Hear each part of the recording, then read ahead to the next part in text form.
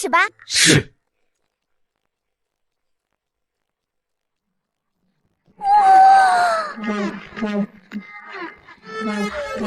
成了！扫腿舞一出，下个月我的玲珑阁营业额定会再翻倍。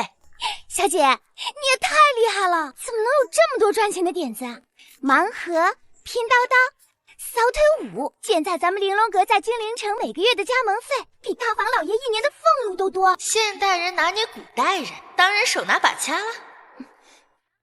不过小姐，你这么厉害，为什么要把这些生意挂在您外祖父的名下，让宋家来当这个首富？我本是现代心理学专家，却因车祸去世，意外穿成了苏家二姑娘。本以为能在古代大展拳脚，傻丹珠，我一个未出阁的姑娘，如何在外抛头露面？再说，我们苏家二房还没跟大房分家，若想两家和气，我还须得藏拙。不过这10年间，我已早早规划好了我的完美人生，还替自己选了一个优质夫婿，虽为庶子，但为人清正。不好了！母亲，何事如此慌张？那江家的江启行说要跟你退婚，求娶大房的表小姐。什么？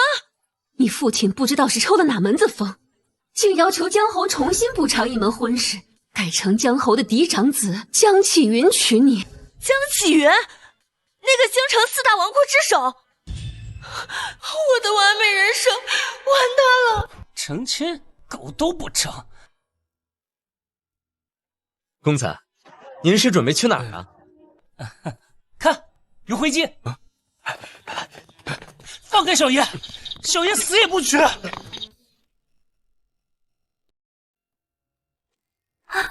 小姐，老爷到底是怎么想的？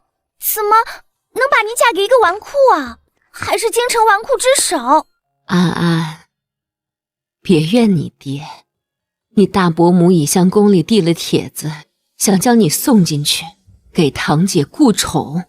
如今唯有换嫁江启云，方能解此困局。当今圣上比我爹还大，要是进宫，那才是一辈子都毁了。正所谓男人心理学就是儿童心理学，区区一个纨绔，我就不信我治不了。若是治不了，那我就让他无声无息的嘎了，自己当着侯府的大奶奶。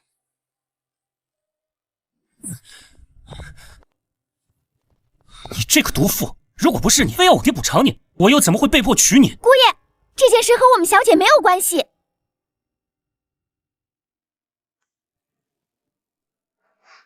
无关？哼，我知道小爷我长得英俊潇洒，风流倜傥，但你休想觊觎我完美的身体。我可不喜欢女人，更别妄想我会喜欢你。你的意思是你喜欢男人？谁说我喜欢男人了？苏远，你不要随意败坏我的名誉。哦，江少爷还有名誉这种东西呢？你，好男不跟女斗。姑爷，你不能走啊！新婚之夜，你要是不睡在婚房，会害得我们小姐被全京城人耻笑的。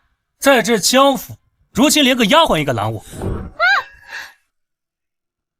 我根本就没踢到他，你们这是碰瓷。姑爷，你好狠的心啊，姑爷！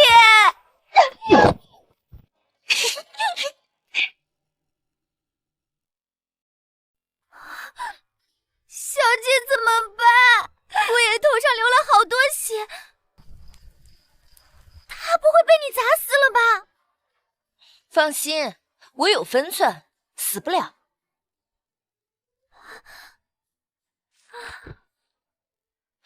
去找根绳子，把他给我绑起来。好。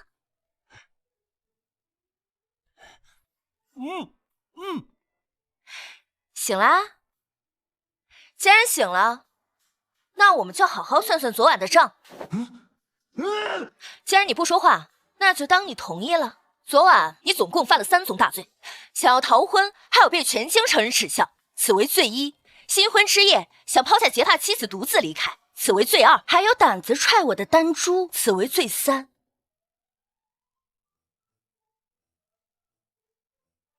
怎么样？你认罪吗？呸！你这个毒妇！我要休了你！救命啊！救命啊！谁要救了我，本少爷重重有赏！吵死了！小姐，我们这样做会不会不太好啊？正所谓黄金棍下出孝子，像这种熊孩子就得好好收拾一番，要不然他是不会听话的。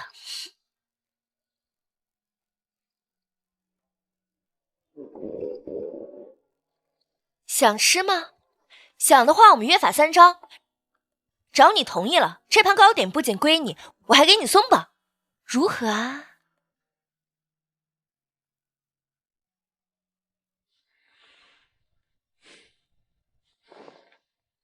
婚后须得给夫人体面，捧着夫人，听夫人的话，不得让夫人难堪。看完就盖手印吧。我还没看完呢。放心，协议成期3年，期间互不干涉，结束各奔东西，姐不坑你。不过，现在最煎熬的是，为了让大家相信，我们昨晚去圆房。我警告你，我们可是刚签了合约。夫君，小爷我可不是那种随便的人。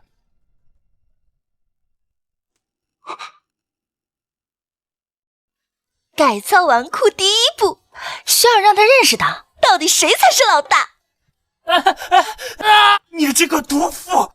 我们小姐看着娇滴滴的，师尊是朵食人花，姑爷你就好自为之吧。都什么时辰了，苏氏怎么还没来敬茶？真是不懂礼数。爹娘息怒，安姐姐她可能只是对换亲嫁给大哥的事儿不满，所以才会。当初这亲事是他们苏家亲口答应的，说是不满，之前为何不提？大哥每天捉蛐蛐斗鸡，不听爹的话就算了，没想到新娶进门的嫂嫂也是这么不守规矩，还真是天造地设的一对纨绔。这儿媳还真是娶对了，那小兔崽子就该找个人治治。姐姐平时在家也是骄横得很，经常顶撞祖母。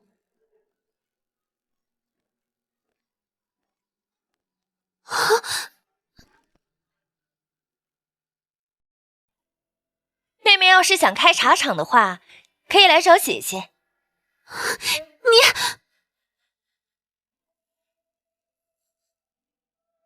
于安见过爹娘。启云见过爹娘。启云这是……被制裁了。心腹既来，那便敬茶吧。且慢，敬茶之日，姐姐不仅来迟，甚至毫无歉意。如此目无尊长，母亲依娇儿之见，当小惩大戒，让姐姐长长教训才是。苏云，哟，妹妹，我在给母亲敬茶，你这一时插嘴，我还以为你是想替母亲喝我这杯茶呢。母亲，娇儿岂敢僭越？只是姐姐如此不守规矩。不守规矩？我看这江府越俎代庖的另有其人。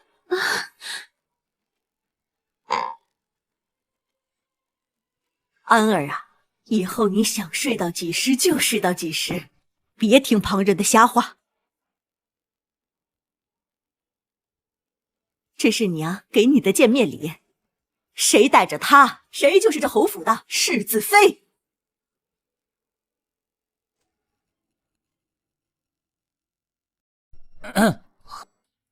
何月，这可是侯府传给未来世子妃的镯子，你怎么好意思拿呀？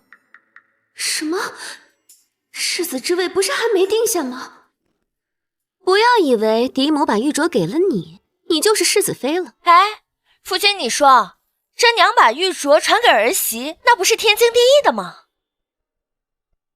怎么不算是天经地义的呢？难道有的人他们自己没有娘啊？别得意，这世子之位究竟是谁的，最后还得爹来定夺。没办法，这江家谁不知道，爹就是偏心我。哎，弟弟，你还需努力呀。我还不需要你这个不学无术的家伙来说教。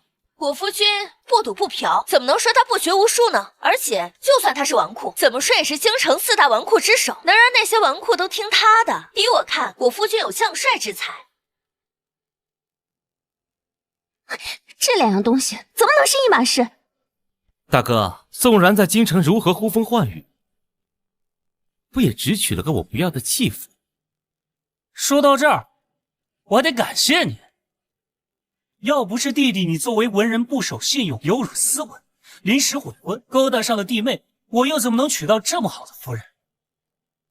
你，夫君若是和他动手，岂不是中了他们夫妻2人的奸计？哼！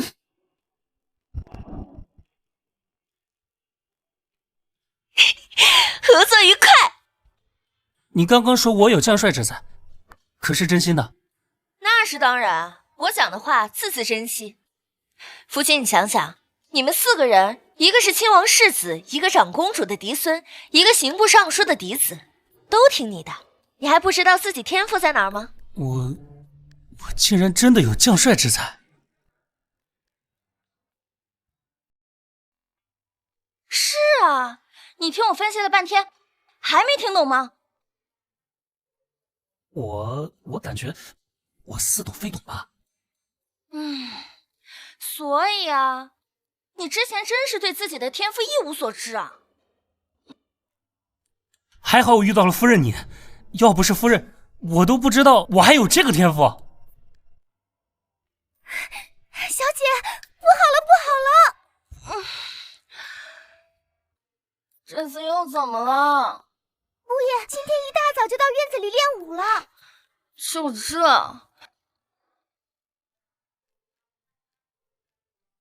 小姐，别睡了。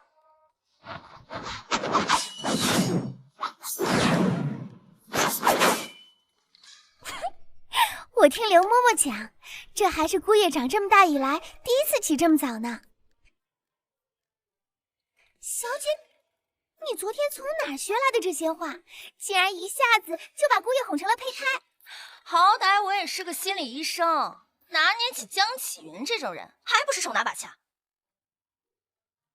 哦，明明你不过是个庶子之女，我可是归远伯府的嫡小姐，凭什么我费尽心思只抢到一个侯府庶子，而你却嫁给能继承爵位的嫡长子？苏媛，等着瞧吧，我不会让你好过。哼！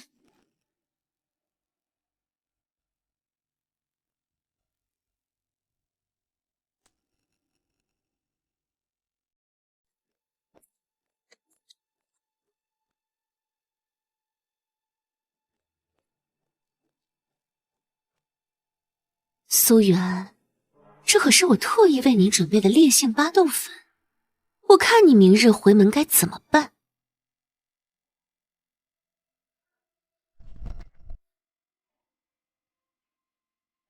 小姐，这是我让厨房熬的莲子羹。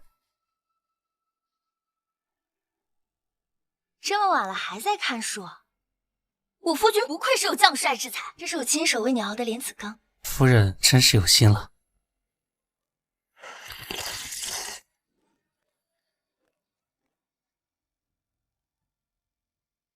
安儿，怎么就你一个人？启云呢？他没跟你一起来吗？夫君他吃坏肚子了，不便前来。没想到那碗羹竟然被江启云喝了，真是天不助你。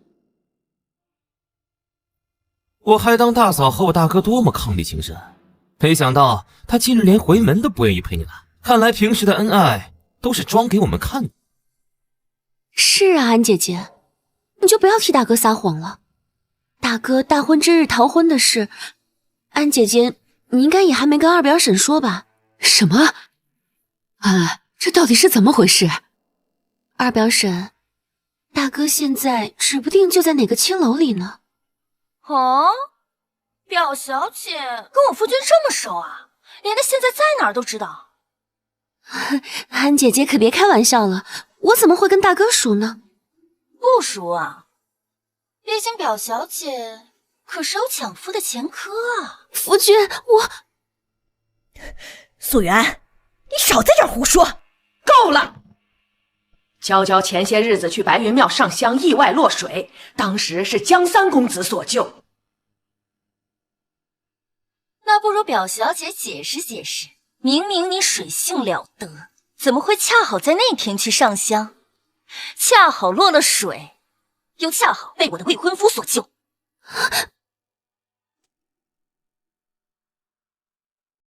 你怎么能这样恶意揣测我？我当时落水后脚在水里意外抽筋了，如果不是夫君大义相救，我怕是早就死了。安姐姐这样陷害我，难道是因为还爱慕其行不成？雨安，我知道你觉得娇儿抢了你的亲事，心有怨气，可如今木已成舟，何必在这儿胡说，惹得大家都不愉快呢？哼，究竟是我在胡说，还是你们有意偏袒？够了！你就这样跟你大伯母说话的？哼，果然是庶子所生，跟你爹娘一样没有教养。苏雨安这个贱人，在江夫人面前得宠又如何？回到了苏家，还不是一个不受宠的庶子之女？祖母这话是什么意思？我们二房虽然是庶出，比不得大伯父是嫡出，又在朝堂当官，但也是熟读四书、知道礼义廉耻的人，不像某些人，还真不知道是腻了水，还是腻了男人。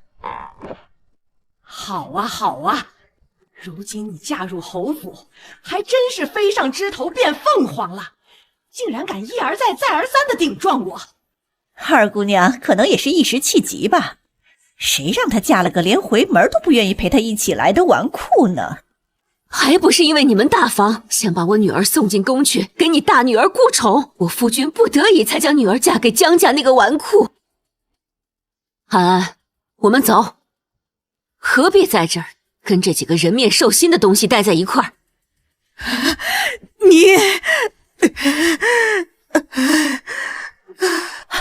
娘，你怎么了？还不快去请大夫！安安，若是那江气云对你不好，日后你想和离的话，那便和离吧。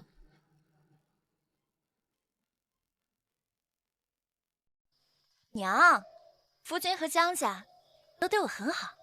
再说，如果他收不了心，我就让他见识见识我的雷霆手段。好，好，好，那就好。安安，你记得，日后不论你做什么决定，爹娘永远站在你这边。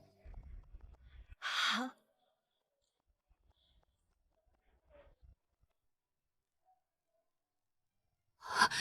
这是在干什么？那不是你屋里的花瓶吗？站住！谁让你搬的？是三姑娘，老奴也只是照做而已。把这个送到我娘屋里。等等，这上面刺绣我喜欢，送到我屋里去。我当是谁呢？原来是二姐姐和二伯母啊！都愣着干什么？我让你们停了吗？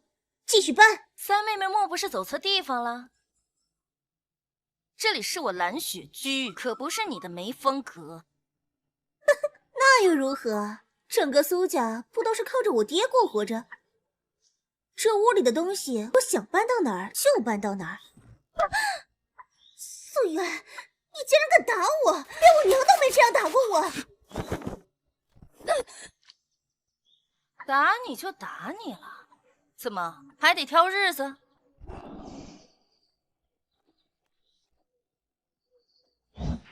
你说什么？三小姐被人打了？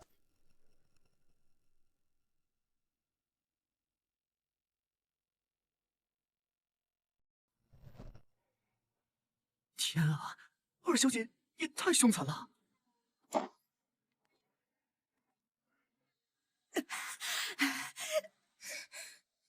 你竟然敢打我，我娘不会放过你的！我错了，错了！住手！苏雨林这个办事不力的蠢货，交代的这点小事都办不了。娘，我可怜的灵儿啊！灵儿怎么说也是你的堂妹，你竟然把她打成这样！我还没怪他的脸，把我的手打肿了呢。来人，给我按住他！今日我就亲自教教这个没教养的东西。大嫂这是打算当着我这个娘亲的面儿，管教我的女儿吗？是又如何？你作为母亲不好好教她，有的是人教。动手！现在知道怕了，晚了。想让我饶过你，除非你现在就跪下来给我灵儿磕头道歉。姑爷就是这。江启云，贤婿，安安不是说你来不了了吗？夫君，咦，这又是在演哪出啊？他们说你连回门都不肯陪我，说你之前对我的好都是假的。今日娘子回门，为夫怎么可能不来？我按照你丫鬟昨日写给我的配方，吃了2次药，果然好多了。朱檀会医术这事儿，你别说出去了。我刚刚在门口时，听见你们说要我夫人跪下。是又如何？你要干嘛？我可是你夫人的大伯母。大伯母？有你这样的大伯母吗？我贤婿说的对，你配当安安的大伯母吗？你们让我夫人下跪，就是让我下跪；让我下跪，就是让整个江家下跪。不知你们可当得起江家一跪？娘，江家可是太后的娘家，少拿太后来压我们，这是我们苏家自己的事儿。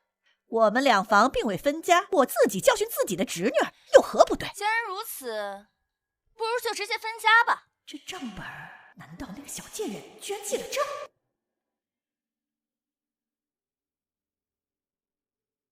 分家？你是在威胁谁呢？谁不知道整个苏家都是靠着我爹？现在嫁到侯府，真以为自己飞上枝头了，连我都不放在眼里了。安姐姐，你可真是昏了头了！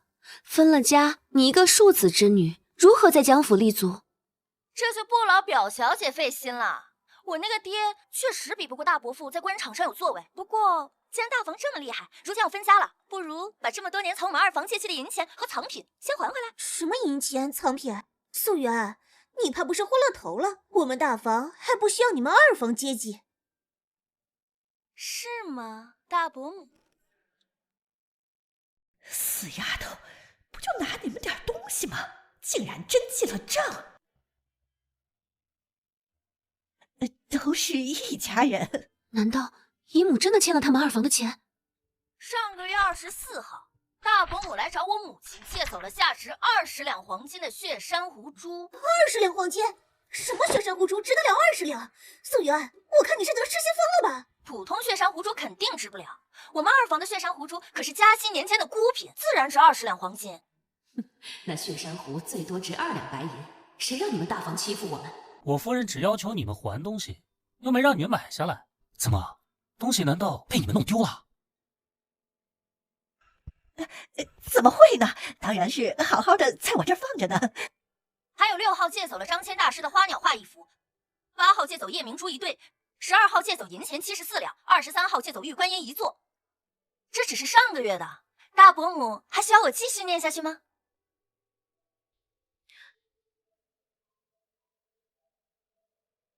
不用了，不用了。金钱和宝贝全部被我拿去给老爷去打点仕途了，我哪来的东西还啊？娘，难道我们真的借了他们的东西？我记得刚才大嫂说要替我管教我的女儿。自家人都是自家人，一家人待在一起，哪有不磕着碰着拌2句嘴的？何必分家呢？夫人真厉害，3言2语就把他们给解决了。我记得刚才大嫂说要替我管教我的女儿。误会，都是误会。哦，看来三妹妹要把我屋里的东西搬空这事儿也是误会。她可能是看安儿你出嫁了，想把你屋里的东西借去用一下，没想到闹出这乌龙事儿。还不快向你二姐姐道歉，把你拿的那些东西全都还回来！表妹，不如你就按照姨妈说的，把东西都还给安姐姐吧。娘，我才不要还！闭嘴！算了，既然大伯母和三妹妹也不是诚心想求和，我看还是分家吧。分就分，谁怕你啊？蠢货！娘，你竟然为了这个贱人打我！要不是他烈士改嫁，我大姐会以为无人帮忙顾宠，在宫中举步维艰吗？既然启云来了，那我们就先不打扰你们一家了。苏云，别得意，我们来日方长。好，好，好，果然是仪表堂堂，一表人才，和外面传说的……外面不就是说我是纨绔之首？伯母但说无妨。贤婿喜欢男人的事儿，果然都是造谣。当然是造谣。如果让我知道是谁在外面乱说，我一定撕烂他的嘴。夫君不会以为是我在外面乱说吧？难道不是吗？怎么会是我说的呢？说不定就是大房的人急得我有个这么好的夫君，故意在外面造谣。真的吗？哎，对对，他们大房的人真是太歹毒了。哼，暂且相信。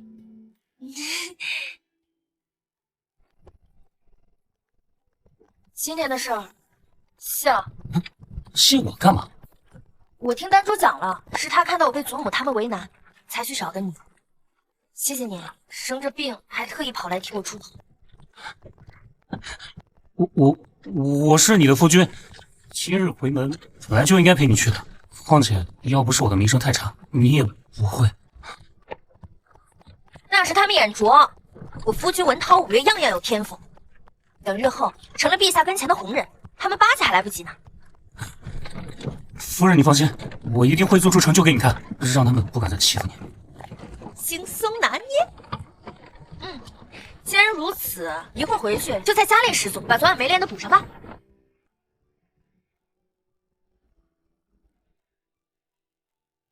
听说大哥最近天不亮就开始练武了，晚上还要点灯看书。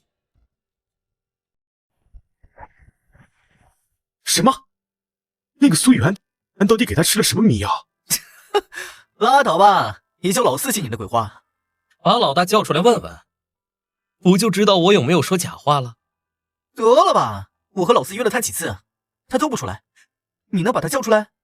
三哥，你敢不敢跟我们打赌？输了的人得给赢家白银。就怕三弟不敢跟我们赌。赌就赌。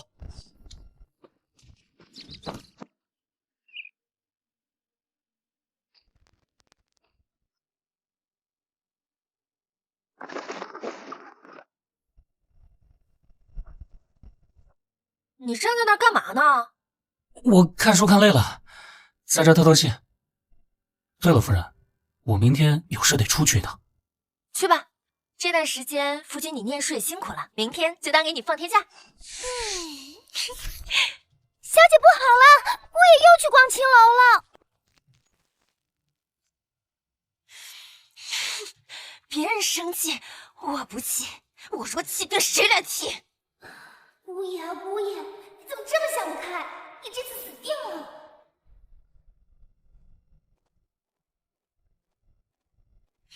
我倒要看看他这次又在做什么妖。那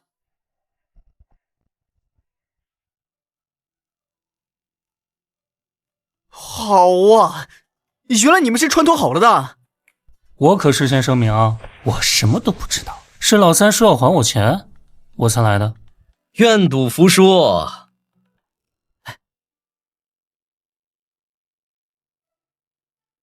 老大，听说你最近变得特别勤奋，那个叫文什么来着？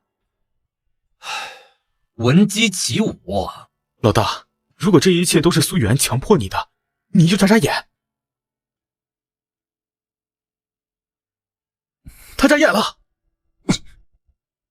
你在胡说什么呀？你是怎么说服大嫂同意你来芙蓉楼的？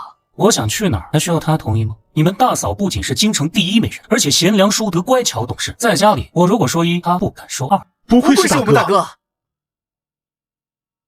啊！怎么了？啊，没事，就是大嫂来了。我突然想起来，我还有事。喂，哎，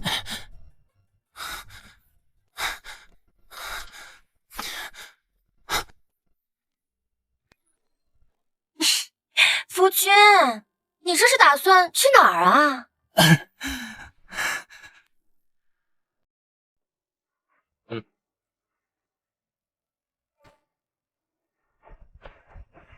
大哥，你不是说大嫂在家，你说一她不敢说二吗？怎么看起来不像啊？哦，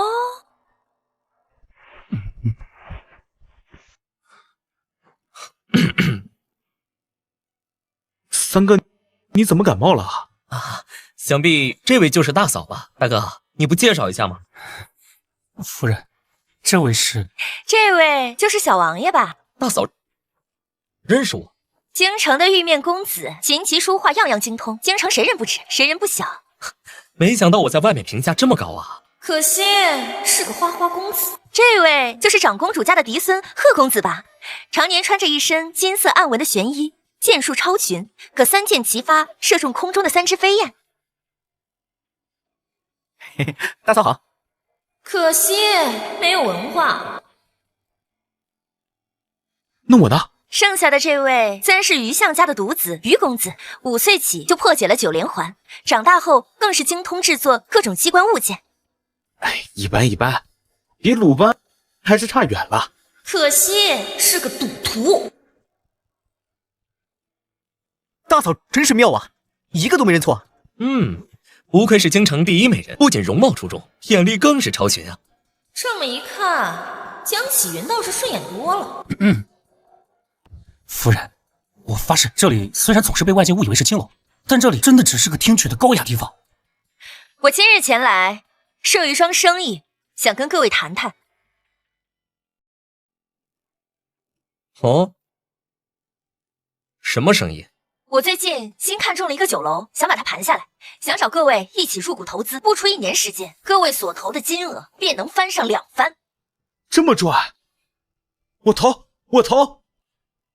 大嫂怎么确定一定能赚钱啊？想必你们一定知道京城首富宋家吧，正是我外祖父家。虽然这生意吧，我自己一个人也能做，但是看在大家照顾了夫君这么多年的份上，我愿意带大家一起发财。我也投。大嫂肯定不会坑我们的。要投多少？小样，我还拿捏不了你呢。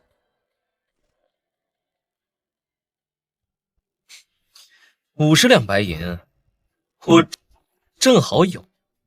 500两白银，看在大家把我夫君照顾到青楼来的份上，当然得狠狠宰你们一笔。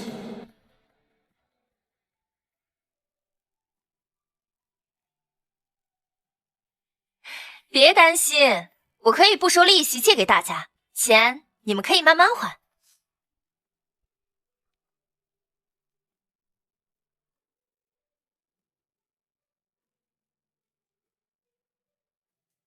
这下就算不通过江启云，也搭上了其他纨绔3人的船。日后若是生意上出现什么问题，还能借势一用。江启云啊，江启云，竟然敢背着我去青楼，这点是你应得的。夫君这么晚还在看书？没想到我去了芙蓉楼，夫人不仅不怪我，还对我这么好。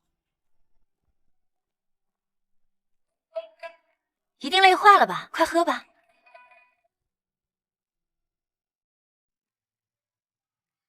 夫人真是有心了。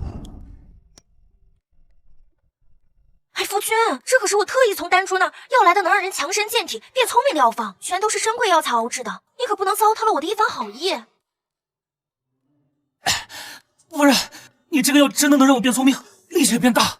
那当然，不信的话，夫君明日早起锻炼的时候试试就知道了。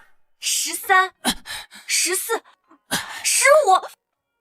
哇，夫君现在力气已经这么大了，背上坐了一个我，还能轻轻松松的做15个俯卧撑。夫人说的这是什么俯卧撑真的有用吗？那当然，俯卧撑这套神功是搭配神药一起使用的，这些可是丹珠师傅临死前给他的独门秘方，千叮咛万嘱咐，千万不要拿出来使用。为何？当然是怕神药神功太厉害，我们这些普通人把持不住，拿去做坏事。怎么样，夫君？是不是感觉自己浑身充满了力气？还真是，我感觉现在脑子好像变灵光了，力气好像也确实大了不少。哪来的功效？全是你自己的心理素质。要不怎么都说儿童小鼓励呢？神功神药，我就说江启云这个纨绔最近怎么像变了一个人似的？原来是这样。今天先到这儿吧。这药闻起来怎么感觉比昨天的那药还苦啊？良药苦口嘛，快快快！要是冷了的话，药效果就没这么好了。看来那个就是神药了。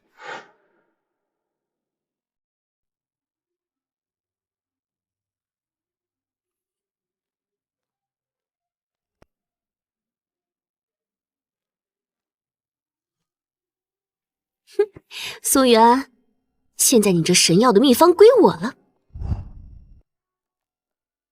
快来帮我按！我这肩膀不知道为什么觉得好痛，可能是刚刚午休的时候落枕了。小姐，你替姑爷熬的那个神药的药渣被人偷了。哎，偷了就偷了呗，反正都是假药。现在的人怎么这么没素质啊？连个药渣都要偷！夫君，你看这是什么？你搞到神药了？苏元那个蠢货肯定想不到，他手里这么珍贵的药方，竟然会被我搞到手。得此贤妻，夫复何求啊！神药的味道果然非比寻常。夫君还是趁热喝吧。那苏元不是说神药冷了之后药效会减弱吗？这下我看江启云那个草包怎么跟我争！世子之位，我势在必得。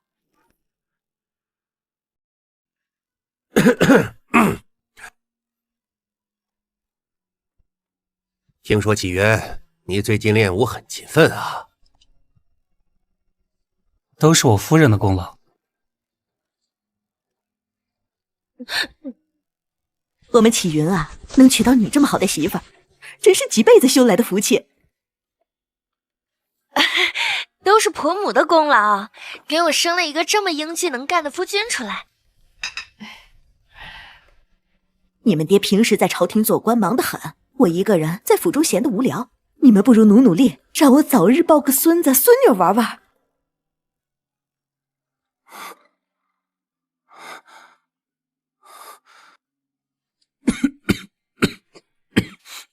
你这孩子吃饭怎么这么不小心点儿？都没洞房，怎么生孩子啊？做个春梦有感而悦吗？这菜还挺好吃的。娘，您多吃点。今天叫你们来，主要是想问问启云愿不愿意加入北府军。之前于秀明被他爹送去过，说那里苦的要死，幸好还没去到1周，就被北府军那边退过来了。这可是你爹我豁出老脸替你讨来的名额，又不是我叫你去帮我讨名额，我还以为你变好了，没想到还是跟以前一样，怕脏怕累，不学无术。夫君真厉害，这平常人想见这北府军还进不去呢。可是凭借夫君的才干，只要一进去，那不就是半只脚踩到了将军的位置？夫人说的确实有几分道理。北府军可是陛下手下最强精兵，虽然苦是苦了点，但只要进去熬过了试炼，想挣军功还不容易。爹，我还是去吧。别叫我爹。等等，你说你去？好，好，好，我明天就去跟你张伯父讲。还真是一个猴有一个猴的拴法。夫君，这是我特意为你新熬的药，快趁热喝了吧。喝喝喝，你自己留着喝吧。夫君，你这是怎么了？谁让你不高兴了吗？这药我请御医看过了，根本一点用都没有，里面全是一些蟑螂、屎壳郎、癞蛤蟆。夫君，你怎么了？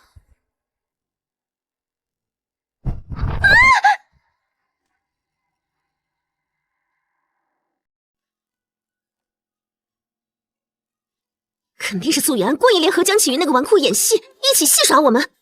江启云、苏雨安，我是不会轻易放过他们的。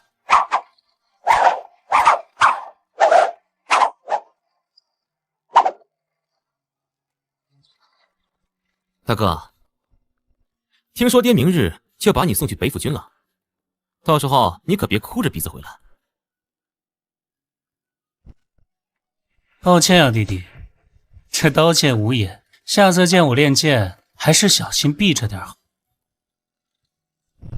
江启云，你是故意的，是吗？你有什么证据证明我是故意的？行，就当是我误会大哥了。我的至交好友可在北府军当教头，专门训练你们这些新兵。等你明日进了北府军，看你们猖狂多久！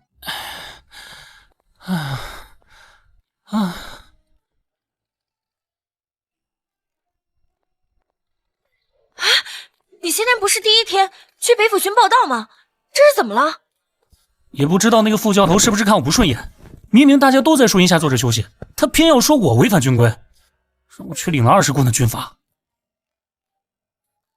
伤得重吗？让我看看。这不好吧？男女授受不亲。我以前在现代游泳时见过的裸着上半身的男人多了去了，竟然还担心我贪图你美色。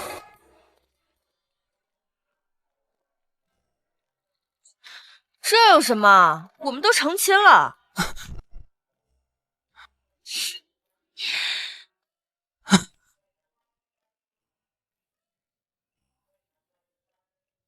那好，不过娘子你得对我轻一点，这是我第一次。放心，我会对你负责的。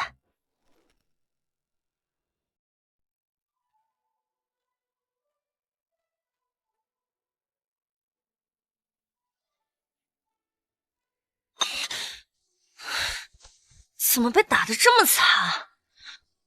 管你们的人里，可有比让人打你的那个副教头地位更高的？是有一个都教头，不过他软硬不吃，你要是想给他送礼的话，还是趁早打住。是人都会有弱点，你去北府军的时候，找军中老人打探问问，看看那个都教头还有没有其他可以攻克的点。对了，我想起来了，那个都教头有个爱女，今年才5岁，说是最近染了重病，看了好多大夫都没治好。正好办，明日你去找都教头了解了解情况，我让丹珠给你写个方子。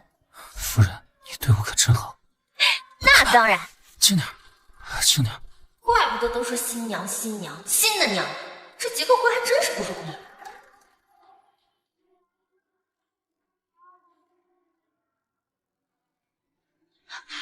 啊，没事没事，吹吹就好了，痛痛飞飞。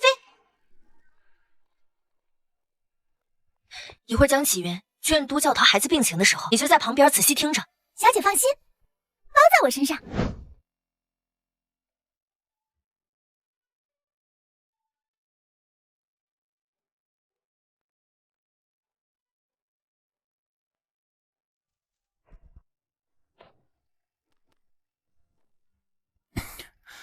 你怎么来了？我听姑妈讲，你最近在北府军训练，特意给你带了甜汤。男女授受不亲，我自己来就好。表哥是不是还在生我的气？生气？生什么气啊？我知道，表哥，你是为了气我才娶的苏雨安。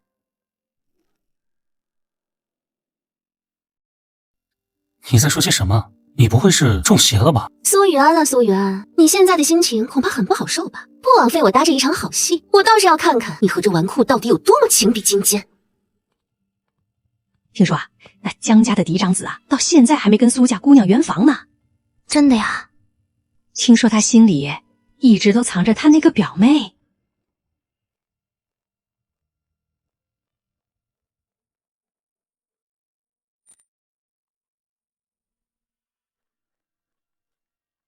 上钩了。表哥，我都知道了，你和苏雨安成亲这么久，根本就没有圆房。谁跟你说的？我和夫人感情好着呢。表哥，你就别骗我了，也别再骗你自己的心。啊？我吗？这位是谁啊？父亲，不介绍一下吗？夫人这是在吃醋，看来她心里有我。月禅其实从小就喜欢表哥，可惜造化弄人。如果表嫂愿意的话，我愿意加入你们这个家，成为平妻。什么平妻？你千万不要听月禅胡说啊！我跟他根本就不熟。哦，月禅叫的还挺亲密，要不还是回去吧，就不打扰你们二人世界了。夫人，你听我解释呀，我跟他真的没有关系。我可以帮你得到你表哥。你是一个跟你一样讨厌苏雨安的人。喜欢。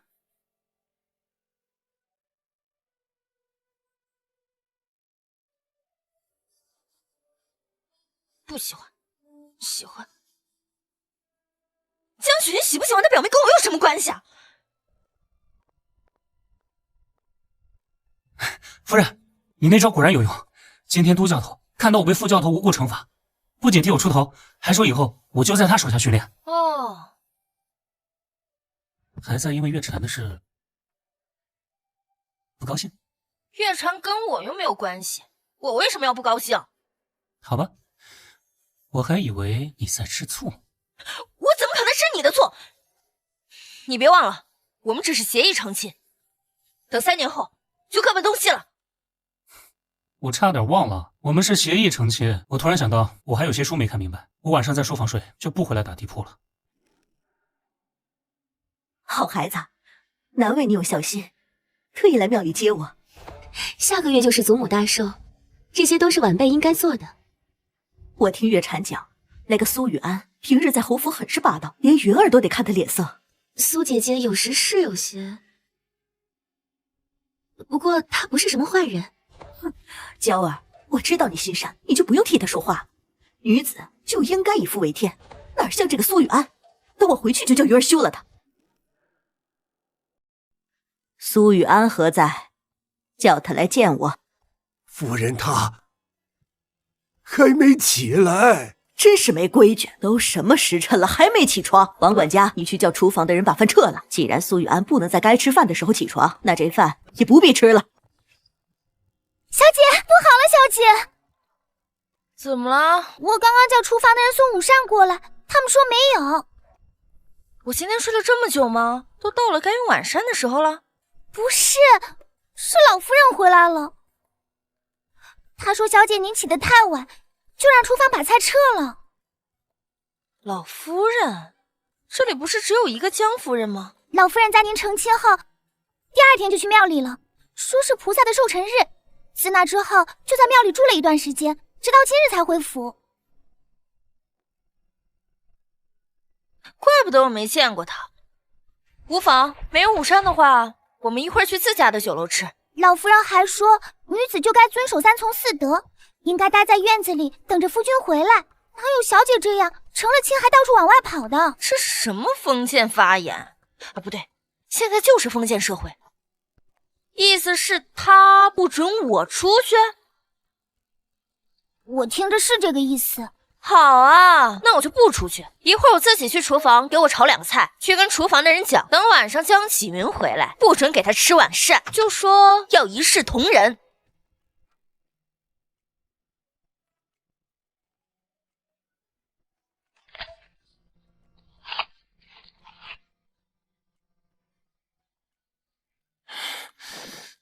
今天厨房是怎么回事啊？连个馒头都没给我留。正常，现在也不是吃晚膳的时候。哪里正常了？平时我不都是这个时候从北府郡回来吃晚膳的吗？这个夫君你就得去问老夫人了。祖母，她不是在寺院里吗？是啊，不过她今天回来了，要求只能在规定的时间吃饭。那我不是每天回来都吃不了晚膳了？不行，我得找祖母说出去。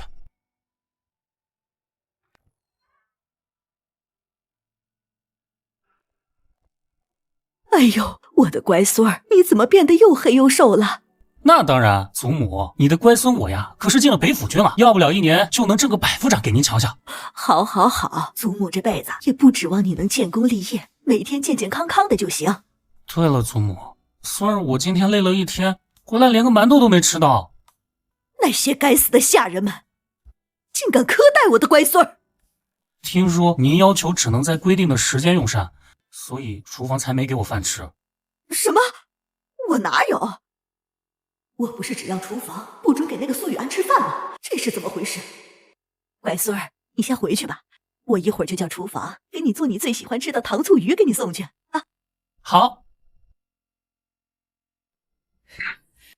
该死的苏雨安，竟然敢曲解我的意思，还挑拨我和孙儿的关系，看我怎么收拾你！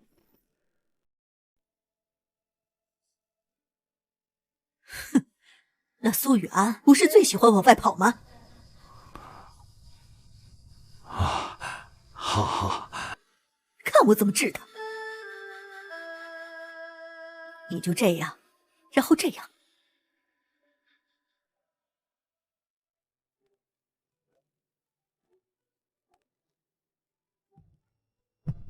夫人，你怎么在这儿？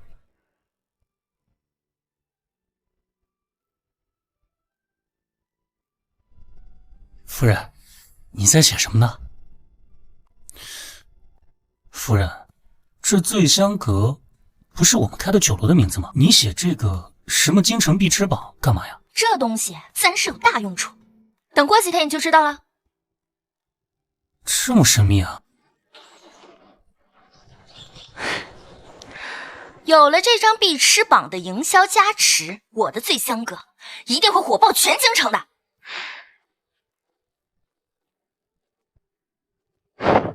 你们这是什么意思啊？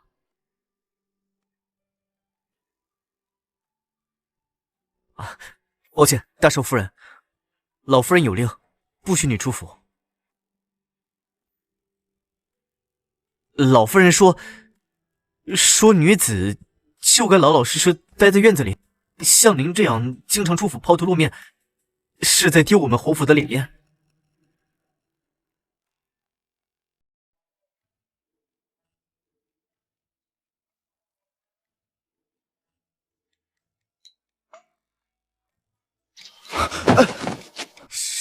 是老夫人叫我们这么说的。那个老妖婆又在作什么妖？你们看，外面的那是什么？不好意思啊，大少奶奶，大少爷经常用这招，这招已经过时了。该死的江启源，害得我尴尬死了。大少夫人，您还是回去吧，老夫人的命令我们也不敢违背啊。算了，我就不为难你们了。我该为难的另有其人。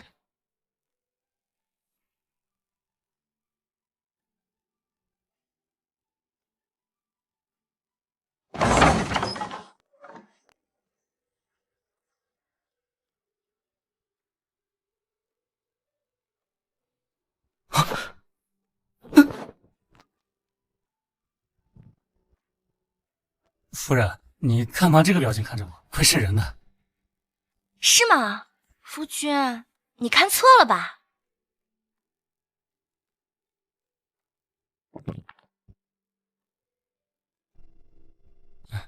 是有谁惹你不高兴了吗？没谁惹我不高兴，我这不是挺高兴的吗？怎么有种不好的预感？哦，夫人，我突然想起来后院守门的大黄下崽了，我去看看他。夫君，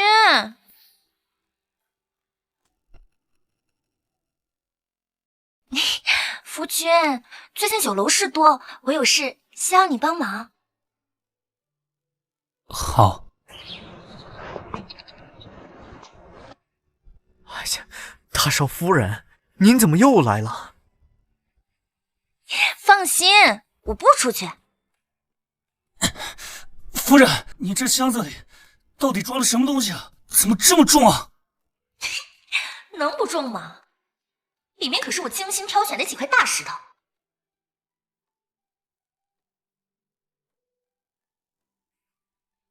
箱子里的东西贵重，我实在不放心转交他人之手送去，只能辛苦付金你了。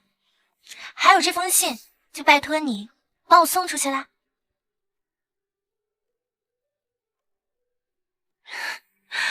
可惜老夫人不要我出府，不然我就能自己去送了。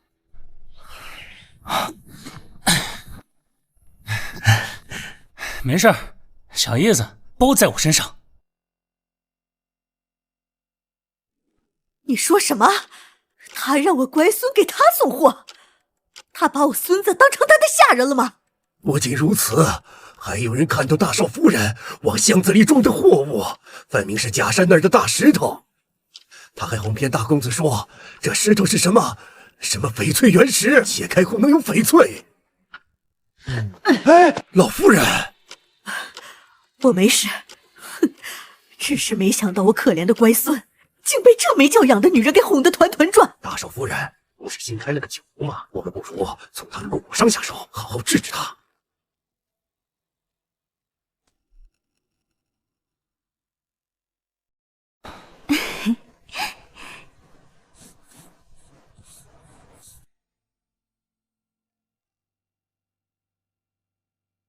小姐，新开的酒楼生意火爆，这才1个月就已经变成京城必吃榜上的第1名了。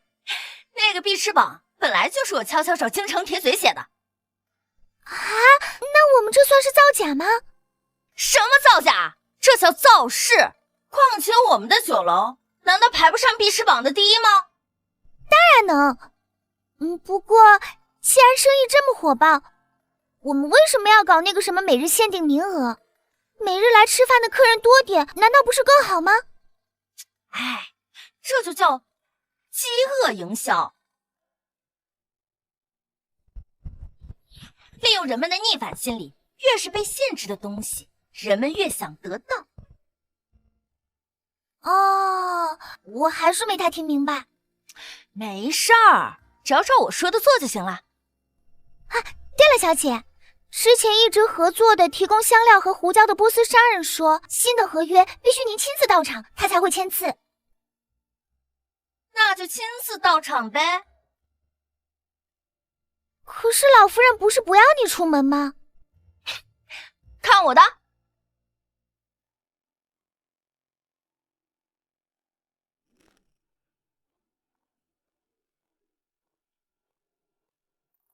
还不让我出去！我偏要出去！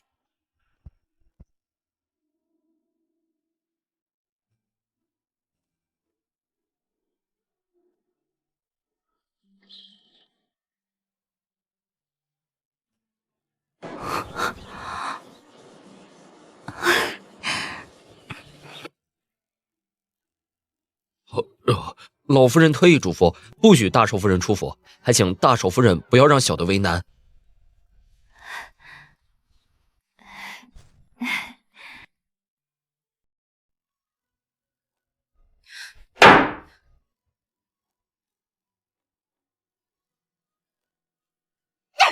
气死我了！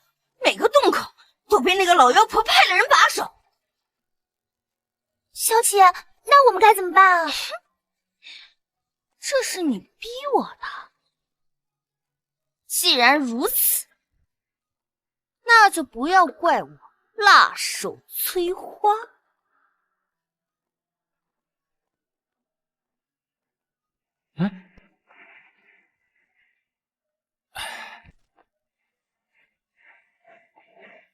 奇怪，夫人去哪儿了？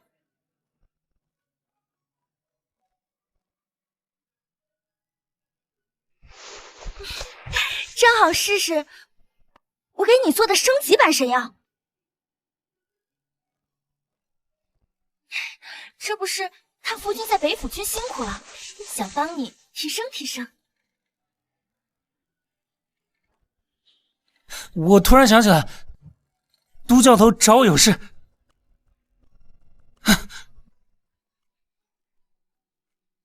夫君，还是趁早吃了吧，不要耽误药效。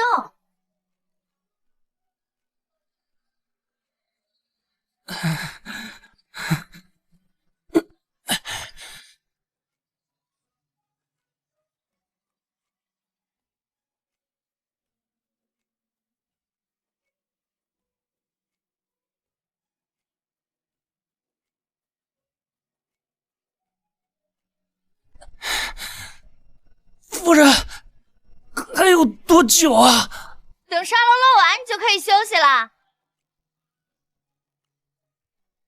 父亲真厉害，都坚持了这么久了，就差一点点就能取得胜利了。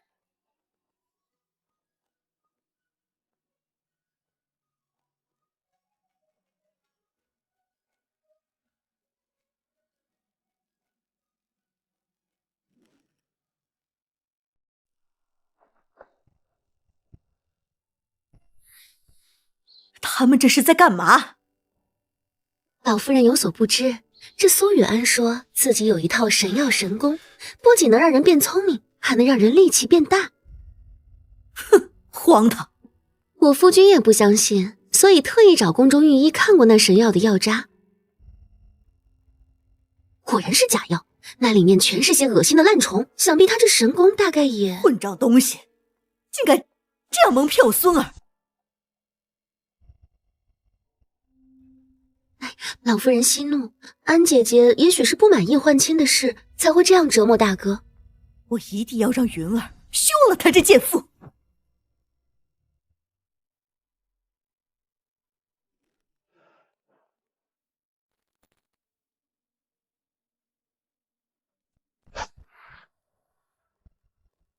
奇怪，这老妖婆今日怎么有空过来，还带着林秋儿？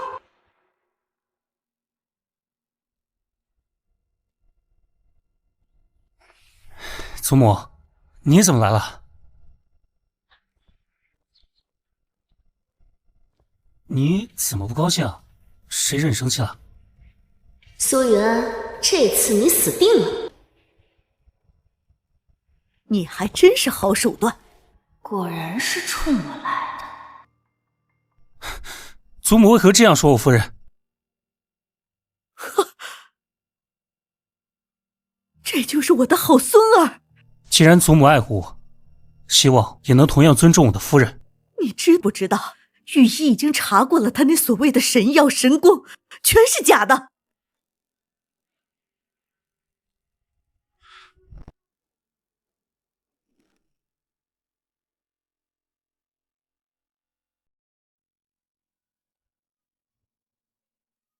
原来之前的药渣是他偷的。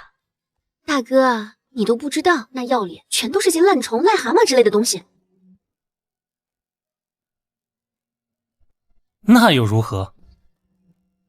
这个贱妇这样折磨你，你竟然还袒护她！不管夫人无论做什么，我都无条件相信她。我相信，就算神药神功是假的，那也是为了我好。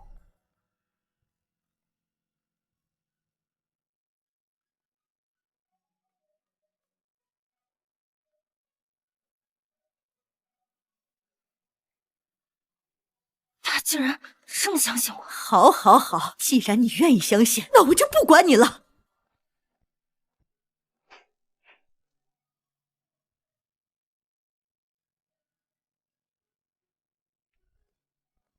你之前戏弄我的事，我不会就这样轻易算了。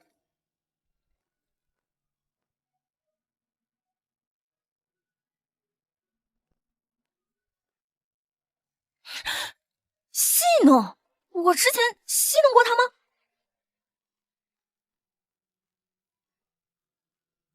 夫人，既然他们走了，你是不是该给我解释解释神药的事了？父亲，其实这个事儿我可以解释。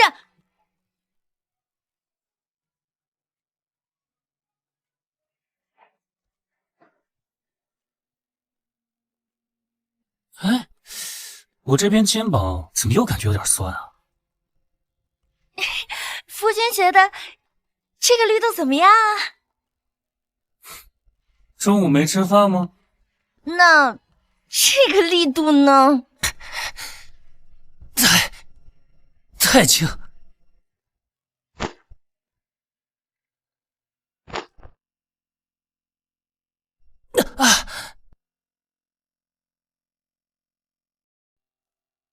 我警告你不要太过分了。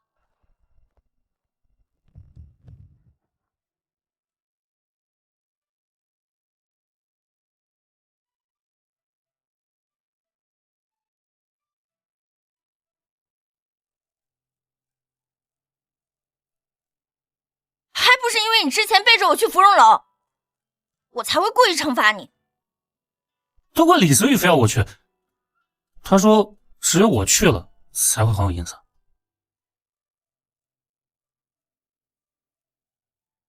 行吧，那就勉强饶过你，没有下次了。顺利转移话题，蒙混过关。若是下次祖母又为难你，你一定要跟我讲，不要自己出些馊主意出气。一言为定。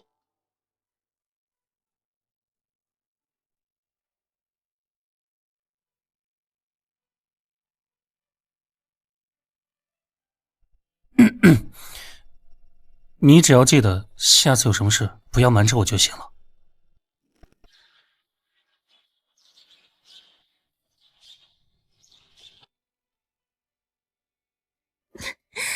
听说这次老夫人寿宴都是表姐你一手操办的，素雨安那个草包什么都没干。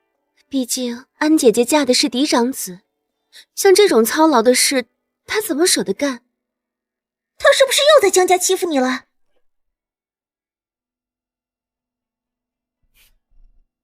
那个表小姐又在三姑娘面前胡说八道了，我们小姐哪有欺负过她？我这就去跟她对峙。小姐，那个江启云就是头扶不上墙的烂泥。依我看，侯一定是打算立表姐夫为世子。等以后表姐你当了世子妃，我看那苏雨安还怎么嚣张。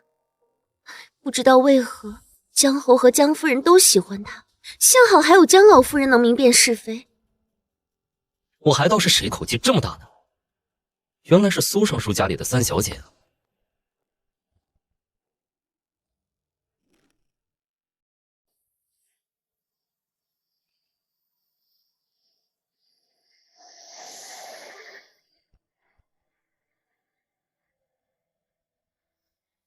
是又如何？本姑娘想说什么就说什么。你是哪家的公子？妹妹说话无度，还望小王爷见谅。什么？小王爷？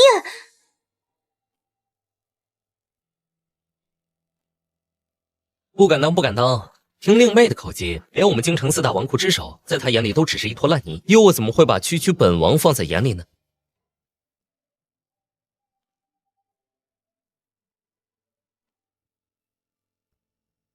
我说怎么老远就闻到一股粪臭，原来是有人在这里喷粪啊！二哥，你说这世界上怎么会有这么厚脸皮的人，站在别人家背后偷偷议论别人的坏话？还不快给小王爷他们道歉！对不起。啊？你说什么？我听不清。我表妹已经道过歉了，各位为何要如此刁难？按照你的说法，只要道过歉，之前无论做过什么都能被原谅喽？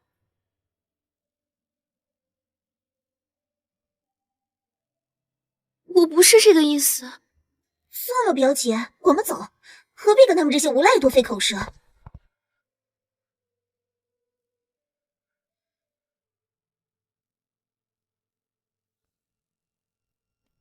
他们都已经走了，大嫂还不现身？大嫂，你怎么在这儿？怎么样，大嫂？刚才你堂妹的那句对不起，你可有听见？多谢各位出面相助。大嫂何必这么客气？如果下次还有投资，记得叫上我，或者不好多叫人的话，只叫上我也行。别听他胡说。不过，确实得谢谢大嫂的酒楼，让我们兄弟几个赚了不少钱。放心，如果有新的投资项目，我一定会先来问问你们。果然，利益是最快收买人心的东西。纨绔三人组这么快就跟我成一条船上的人了？我侄女儿托我问问，你那边还能投资吗？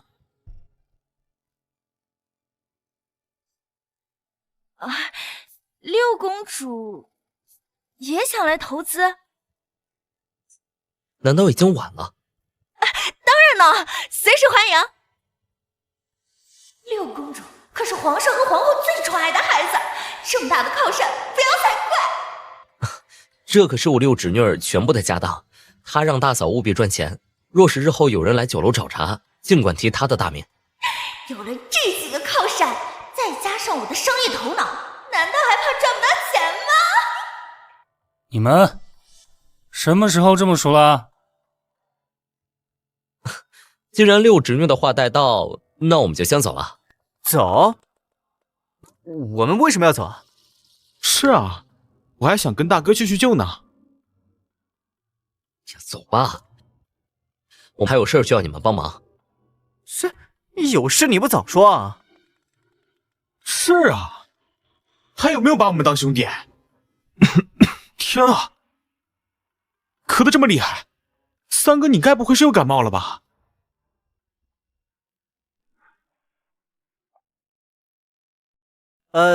大哥大嫂，既然三弟有事，那我们就先走了。去吧去吧。碍眼的家伙们都走了，现在我终于能和夫人独处了。李泽宇，为什么给你这么多银票？这些可是六公主给酒楼的投资。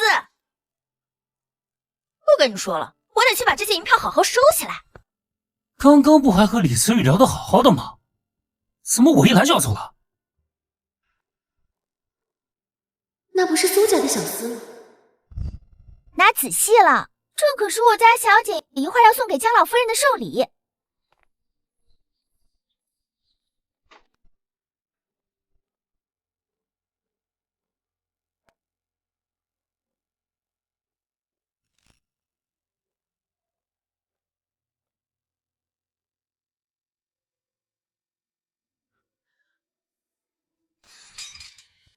苏元，我砸了你这玉观音，看你拿什么送给祖母。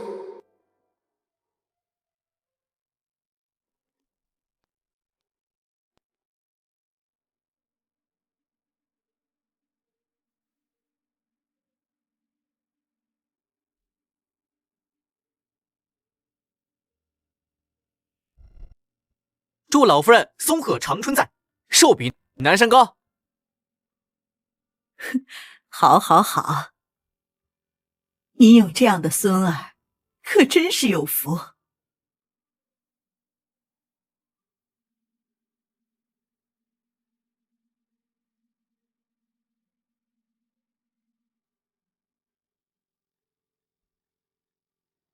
我倒要看看，一会儿你当着众宾客的面，若是送不出东西来，该怎么办？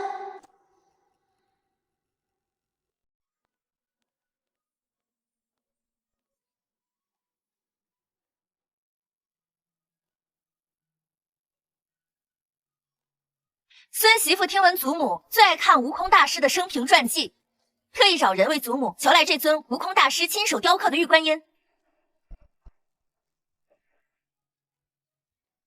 确实听闻悟空大师逝世前雕刻过一尊玉观音，没想到今日竟然能亲眼目睹。怎么可能？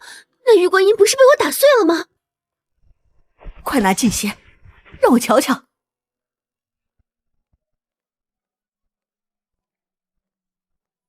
以前看过的短剧里，每次演到这种寿宴的时候就会出事，还好我防了一手，提前准备了一个赝品放到屋里。啊，确实是悟空大师的作品。祝祖母福泽绵延，健康喜乐。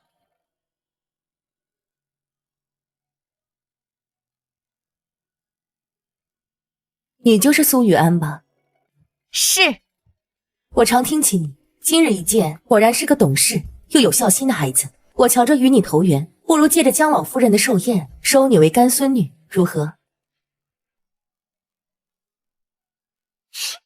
没想到贺师这小子不声不响的送了我个这么大的礼物，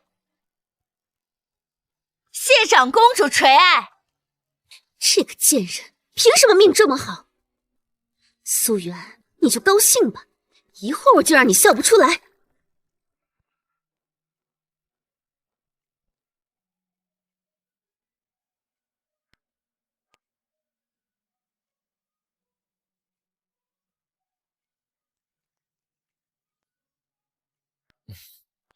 我敬大哥一杯。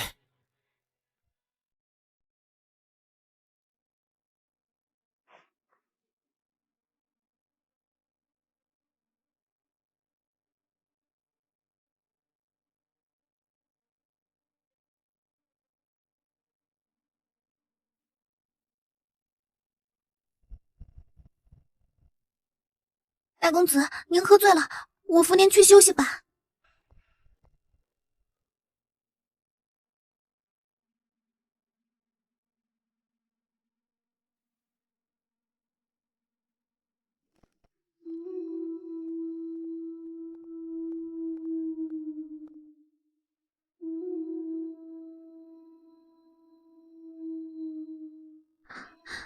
娇儿姐，你这个办法真的能让表哥娶我吗？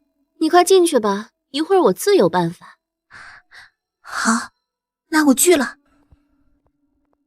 苏媛，我早说过，你用假药戏弄我，让我受到的屈辱，我一定会百倍千倍的报复回来。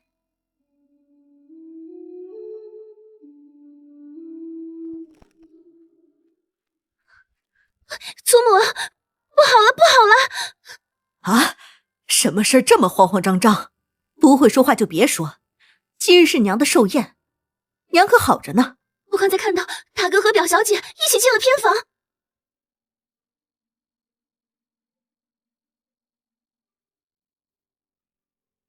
啊，月禅，你的意思是，大哥在老夫人的寿宴上与自家表妹无媒苟合？我大哥才不是这种人。林姑娘，这饭可以乱吃，话可不能乱说啊。这么多宾客都看着，弟妹可不能平白污蔑我夫君清白。到底是不是真的？众人随我一去便知。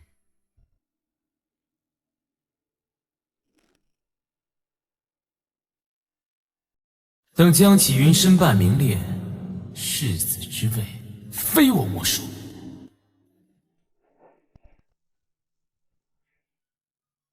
你说跟你去，就跟你去？安姐姐难道是不敢去，怕看到什么不该看到的？我大哥常常流连青楼，做出这等荒唐事也正常。我倒是不怕，我啊是担心有些人，若是我们去了，什么都没看到该怎么办？既然是娇儿亲眼所见，怎会有假？嫂嫂就别在这儿拖延时间了。什么叫拖延时间？你这个人说话怎么这么难听呢？是呀，你这么笃定干嘛？又不是你亲眼看见的。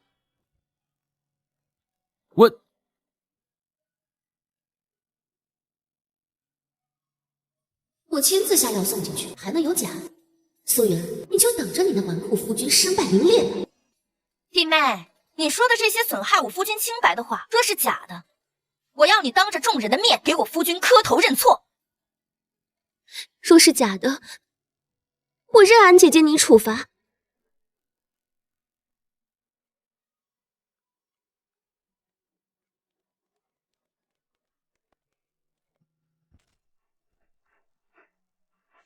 弟妹可别忘了，如果这里面什么都没有，你可是要跪下来给我夫君道歉的。若我真的冤枉了大哥，自然得跟大哥赔罪。若是表小姐真在里面，还希望安姐姐能大度些，让月禅姑娘进门，成为大哥的平妻。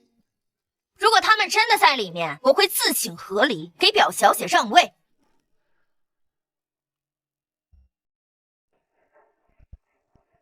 哎，大嫂，你可别冲动啊！大嫂，如果你跟我大哥和离，我能判给你吗？又在胡说。我只是想跟着大嫂一起赚钱而已。虽说我也相信大哥，但大嫂这赌注是不是太大了些？若是大哥遇到什么歹人陷害，说什么呢你？无妨，我相信我的夫君。今日就请各位做个见证，还我夫君清白。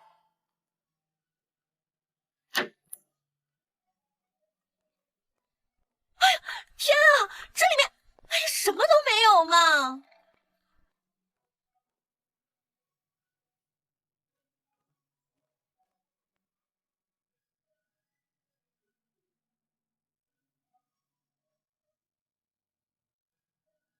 不可能！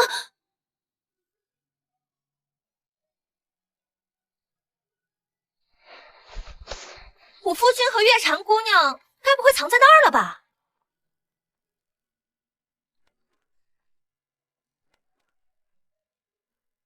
不可能！我明明亲眼看见大哥和秦月蝉一起进的这个房间。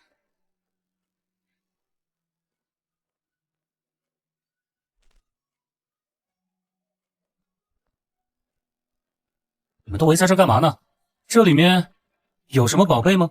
怎么可能？你怎么会在屋外？我为什么不能在外面？弟妹，你现在死心了吧？你污蔑我夫君清白，现在是不是该履行承诺，给我的夫君下跪道歉了？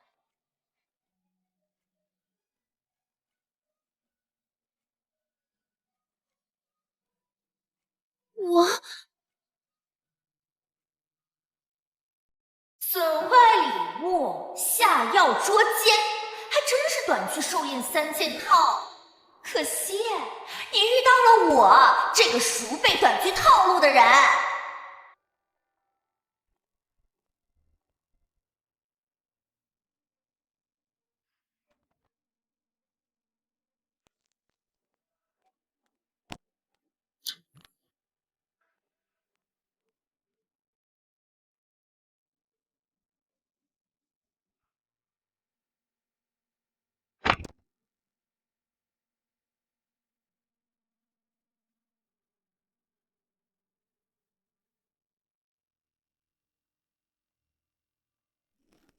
这就叫螳螂捕蝉，黄雀在后。哼，好你个林娇儿，把我今日的寿宴搅得一团糟。苏母，我还不跪下？难道要我找人拿家法来？对不起，大哥，都怪我，是我不小心看错了。这道歉怎么感觉这么不诚心啊？夫君，你觉得呢？我也觉得，怎么感觉这么敷衍呢？江儿不过是不小心看走了眼，大哥你们别太过分了。江二夫人这样陷害我大哥，该不会是为了帮某个人争世子之位吧？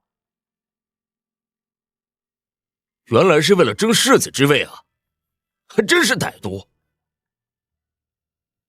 小王爷说的可是真的？怎么可能？我怎么可能会做这种故意陷害大哥的事？是吗？我怎么不觉得你干不出这种事儿？是啊，弟弟，你之前不是还跟我说什么不要以为爹偏心我，世子之位就是我的了之类的话吗？听听，真是狼子野心啊！大哥，你我可是亲兄弟，我怎么会害你呢？是他，肯定是他！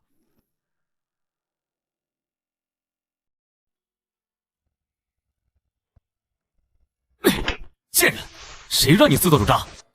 夫君，就算我真的做了什么，那也是为了你好啊！你竟然这样对我，还敢胡说！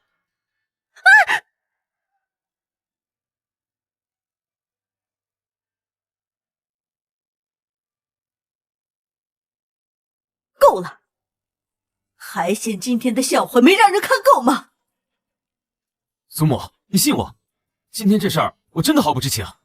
就算你不知情，他也是为了你才做出这种荒唐事。这就叫各有恶报。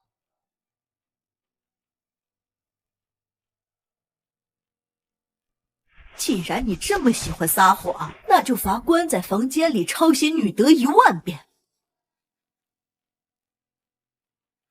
什么时候抄完，什么时候出来，好好学学怎么尊敬兄长，怎么做人。祖母，我明明亲眼看见江启云喝下了带春药的酒，和秦月蝉一起进了这个房间，一定是这个贱人在背后搞鬼。苏雨安，我们走着瞧。合作愉快。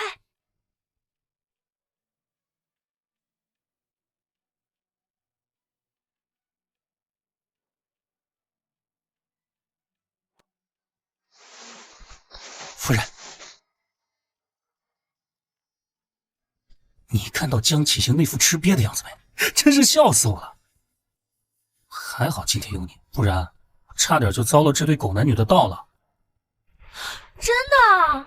我会不会打扰到你跟月蝉表妹了？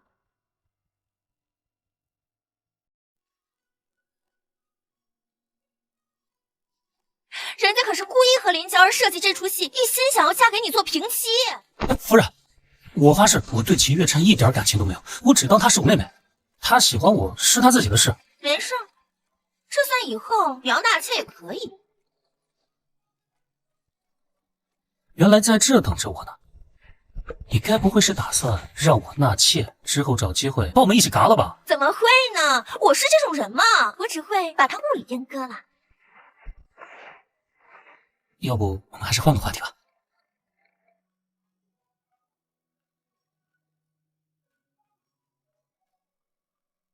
来，干杯！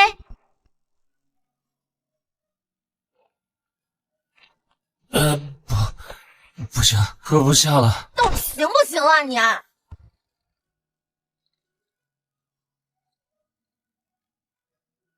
夫人，3年后不合理好不好？我们不是约好了吗？等3年后就合理，各过各的嘛。可是我觉得我好像离不开你了。我可是要四海为家做生意，成为大周首富的女人。你干嘛？别哭啊！不知道的还以为我欺负你呢。是不是我以后成为了元帅，你就不会离开我了？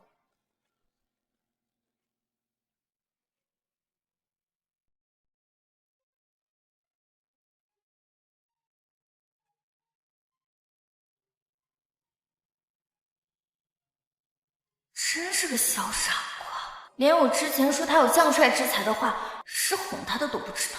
这世上人和人的缘分是不一样的，有的人他只能陪你一段路。怪不得都说眼泪是男人最好的嫁妆。可是我不想。竟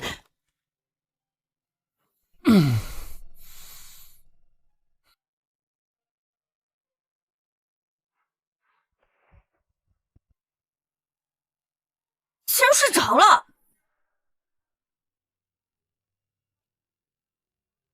夫人，我回来了。你知不知道今天我突然想起汤里还炖着锅，我得去看看。他是说锅里炖了汤吗？可以，非常可以。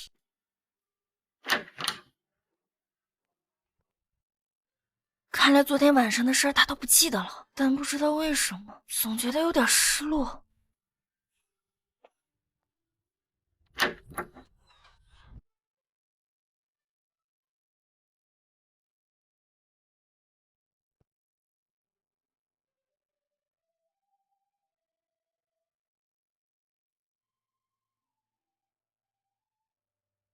站住！你不是说炖汤去了吗？汤呢？夫君，你怎么还在房间啊？这个时候你不是应该在书房看书吗？你最近怎么这么奇怪？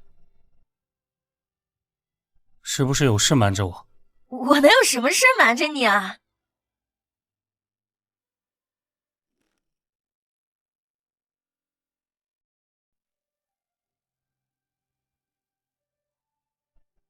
也对，你能有什么事瞒着我？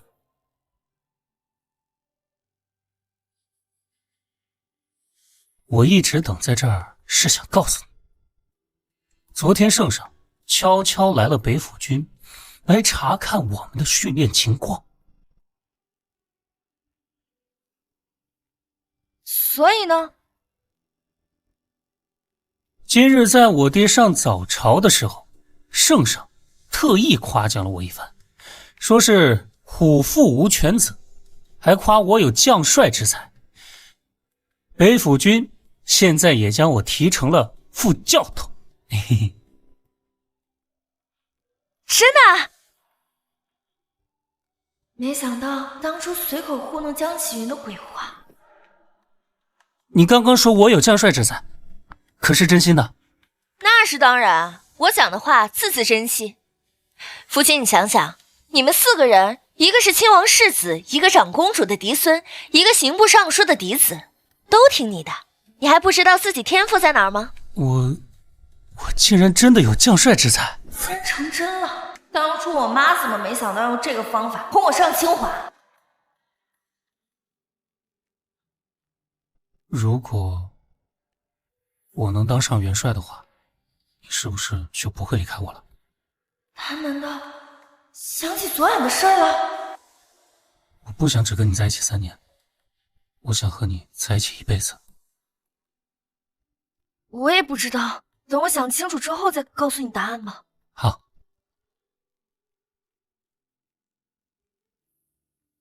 那就等你想好后，再告诉我你的回复吧。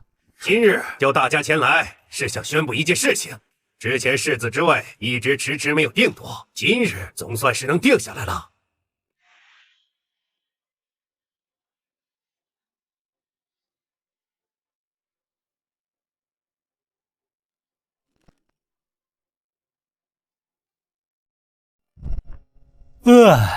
得了吧，爹，你就别卖关子了。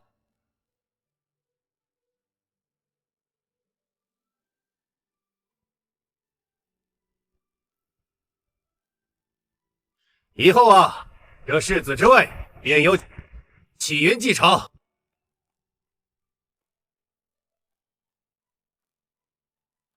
什么？这个废物哪里比我好？京城谁不知道，他就是个不学无术的纨绔。没大没小的，你娘平时就是这样教导你的。什么纨绔？你大哥可是刚得圣上褒奖，说你大哥有将帅之才，难道圣上的眼光会有错？我儿子再纨绔，那也是以前的事儿。你一个庶子也敢妄想世子之位？我儿子以前确实是个废物。再说，不过现在这个大号能用，你爹怎么可能还会练你这个小号？看来某些人以后就得靠自己努力喽。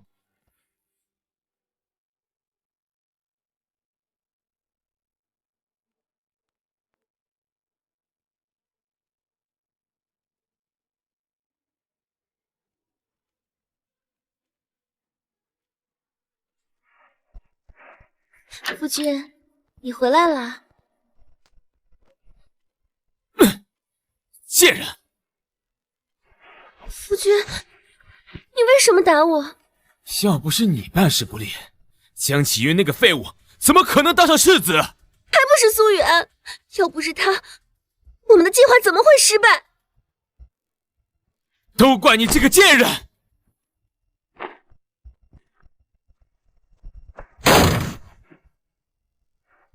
我就掐死你这个贱人，给我的世子之位陪葬！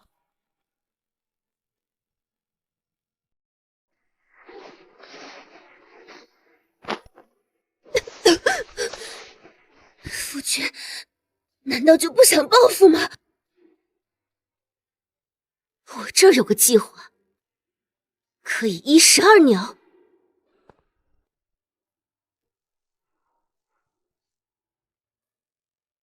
哼，就按夫人说的做。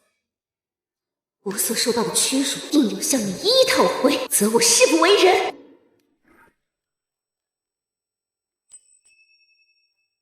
你是想来观前事，还是来让我帮你推测身后事的？都不是，我是来找老先生帮忙办事。只要有银子，什么事都可以办。小姐，听说前2天夜里阿少夫人发烧，请了大夫来治疗，结果发现是有孕了。现在老夫人不仅免去她的所有惩罚，还把她当成个金疙瘩一样供起来。这早不怀孕，晚不怀孕，偏偏等着江侯江夫人有事离开的时候怀孕。谁知道她那肚子里的是真的还是假的？对了，小姐，我听前院的小厮讲，府里来了个云游的道士，连老夫人厨房里有几个碗都算得出来。是吗？那还真是稀奇。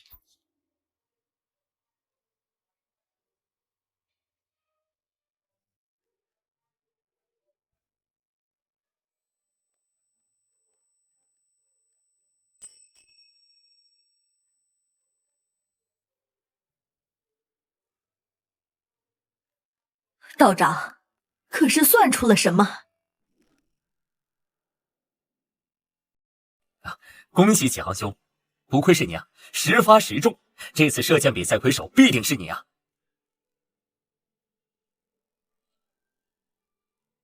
下一个选手江启云。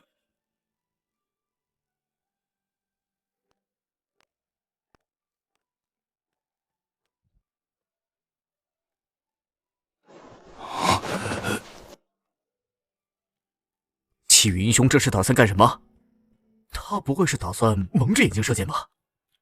哼，射箭的地方离靶心足足有50米，寻常人连射中靶子都困难，大哥你竟然还想蒙着眼睛射？最近谁不知道江府的大公子是个废物呀？就算进步不小，但是蒙着眼睛射箭，莫不是知道自己会输，特意给自己找台阶吧？江启云，你还是别在这里逗我们笑了，你还不如直接认输吧。2根箭，他该不会是打算双箭齐发吧？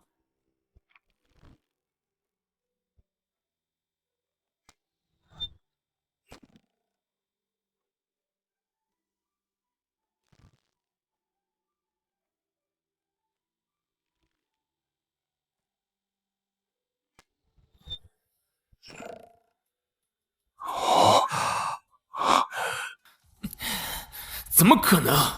他明明应该是个废物才对。牛，太牛了！我靠！除了贺公子外，我还是第一次见到这么牛的人。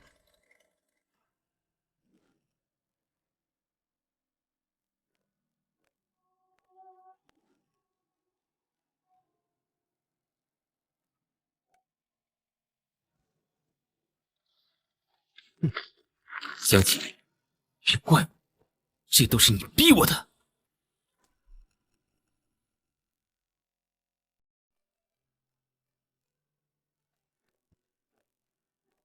我宣布，本次比赛江启云获胜！我靠，太牛了，云兄，你简直是当之无愧的剑圣啊！哎，哪有，一般般，世界第3。弟弟啊，你不是也拿了个第2吗？怎么不满意啊？江启云，你的剑术什么时候变得这么厉害了？你大哥我这段时间可是偷偷向贺参请教，下了苦功夫学了好久的。虽然做不到蒙着眼睛3箭齐发，但是吊打你还是没问题的。下一场比赛赛马，请各位选手做好准备。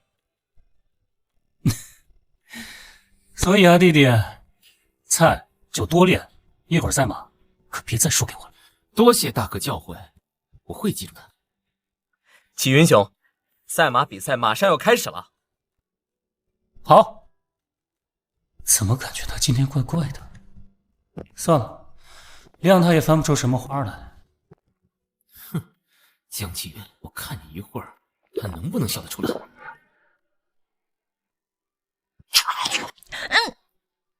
小姐，你怎么了？没什么，就是吃太急咬到舌头了。你不是说有八卦要跟我讲吗？继续说吧。小姐，听说前2天夜里二少夫人发烧，请了大夫来治疗，结果发现是有孕了。现在老夫人不仅免去她的所有惩罚，还把她当成个金疙瘩一样供起来。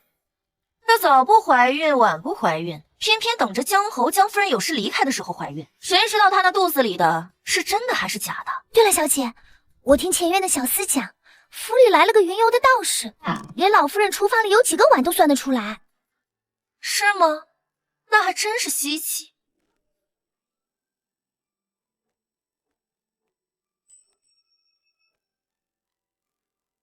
道长，可是算出了什么？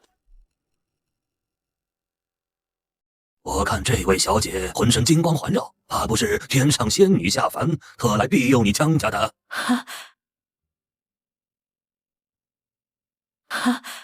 那她肚子里的孩子如何？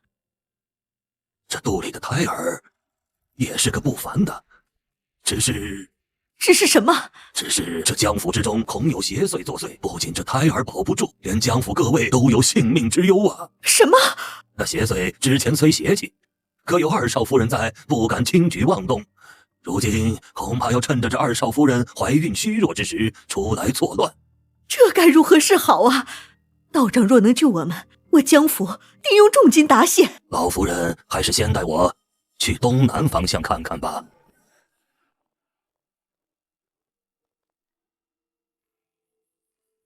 道长是不是算错了？这里是我孙儿的房间。错不了，那邪祟就在此处。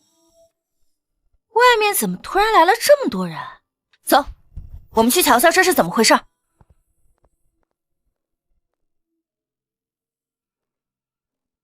道长可是发现邪祟身影了。那是何人？这老夫人带个道士过来干嘛？那是我长孙媳妇儿。那就对了，这身体里住着的恐怕早就不是他原来的灵魂。难道他知道我穿越的事儿？而是一只千年狐妖。你这个臭道士在胡说什么？千年狐妖？哼，不知道哪里来的江湖骗子，还是看看他打算干嘛吧。道长，你是说我长孙媳妇是狐妖？会不会是您看错了？错不了，此女进门后，令孙可有异常变化？这个苏雨安进门后，我乖孙确实就跟变了一个人似的。以前只知道逗蛐蛐，现在变得特别勤奋。这些都只是这个狐妖迷惑你们的手段罢了。等到了时间，自然会显露出真相来。妖言惑众。老夫人，不好了，于少爷出事了。雪儿怎么了？姑爷这个时候不是应该在北府军吗？江启云难道又在军中被人刁难了？大公子在北府军骑马的时候从马上摔下来昏迷了，宫中御医也束手无策。怎么会突然从马上摔下来了？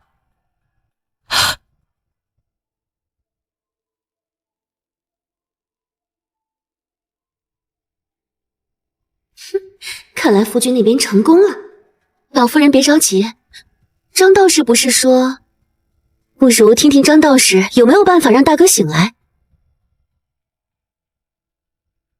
啊，对，道长可有什么办法让我孙儿醒来？要想令孙醒来，只有烧死那作祟的狐妖。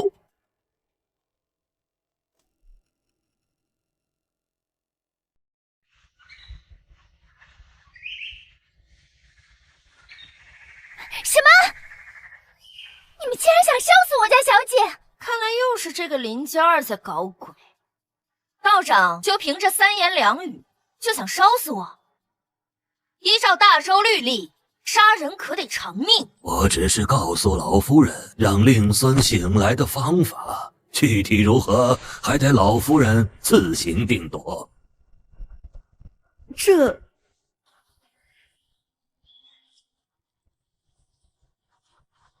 祖母难道不想让大哥醒来？老夫人当真相信烧死我之后，我夫君能醒过来？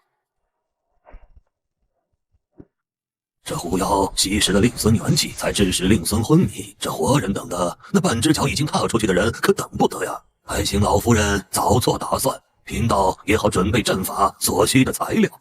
来人，将苏雨安关进房间，严加看管。苏雨安，这就是你戏弄羞辱我的报应。等除掉你们夫妻二人，就是名正言顺的世子妃。不许碰我家小姐！不需要，我自己会走。小姐，无碍，我自有打算。我更担心江启云那边。姑爷既然自有天相，况且还有我在呢，一定不会有事的。但愿如此。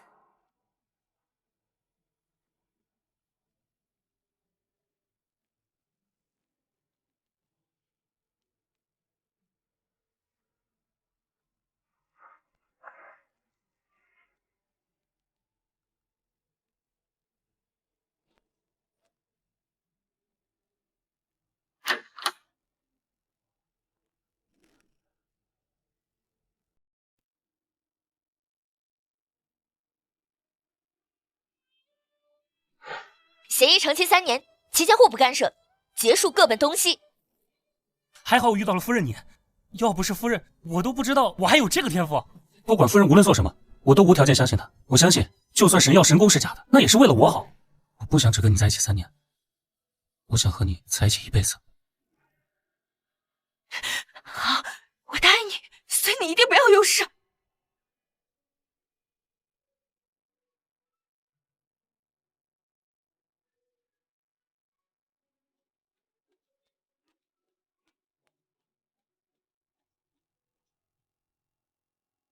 小姐，你让我查的事我已经查到了。姑爷的马是因为江启行在马氏的东西里下了药才受惊的，害得姑爷昏迷不醒的3日断魂散，应该也是江启行下的。我知道了，一会儿我给你修书一封，你拿着它去找小王爷他们帮忙。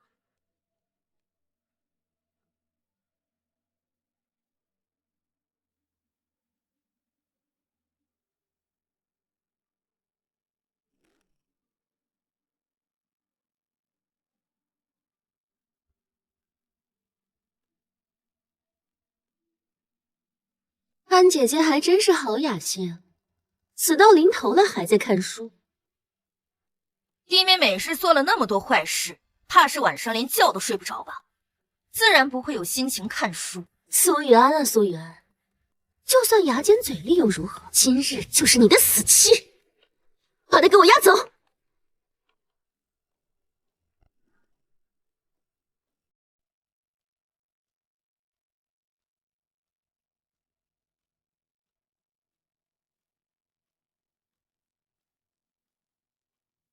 苏雨安被当着众人的面羞辱的滋味如何？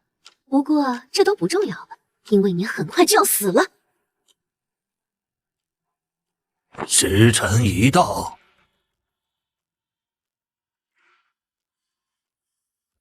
等苏雨安一死，再杀了这个骗子，到时候就没人知道这些都是我们一手策划的。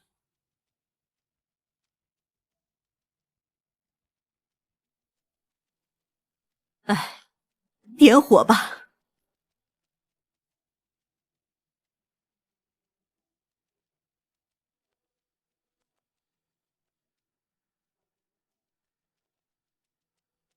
等等，苏雨安，这可不是我们想烧死你，是你自己作恶多端，吸食我大哥的元气，害我大哥昏迷不醒。我们这也算是替天行道。是吗？替天行道？那老天爷答应吗？别跟他多说，他肯定是想拖延时间。可是，没用的东西！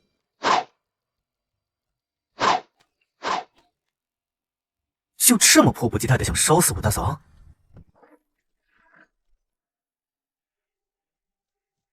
可算是来了。一个二个还真是脑子里装了屎，竟然真相信这个江湖骗子的话。这位公子何出此言？我不曾记得我们见过。确实没见过。我就说张道长神通广大，怎么可能骗我们？贺兄平时跟我大哥关系那么好，今日怎么非要阻止我们烧死这妖怪救你大哥？难道你也被这狐妖迷住了？你当每个人都跟你一样龌龊？你既然如此，不如让江老夫人看看张道士的真面目。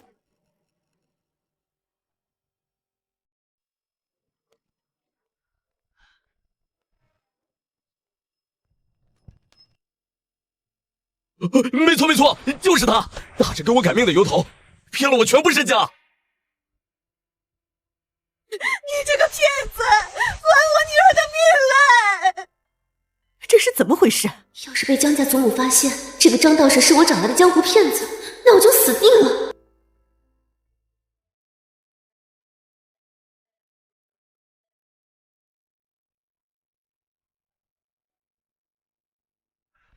你这个疯妇，在这胡说什么？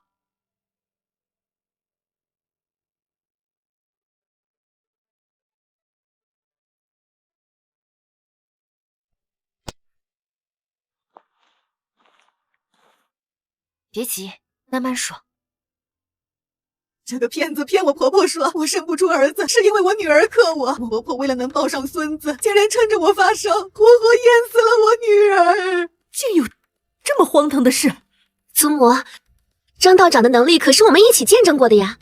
若是再耽搁错过了时间，大哥可就真的无力回天了。谁知道你们是从哪儿找来这两个骗子，在这胡说八道！来人，把他们给我拿下！我可是长公主嫡孙，你们竟然敢动我！长公主那边，我自会去请罪。跟这些脑子长蛆的蠢货，真是没法交流。大嫂，他们人多，我带的3支箭之前就用完了，我一会数到1，咱们就溜啊！还以为他武艺了得，没想到真的只会射箭，而且还不多带几支箭，以为是来表演才艺的吗？祖母这是在干什么？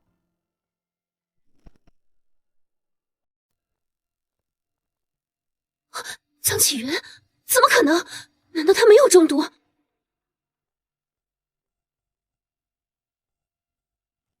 我明明亲眼看见他吃下的3日断魂散，他不是应该已经死了吗？哎呦，乖孙儿，你没事了？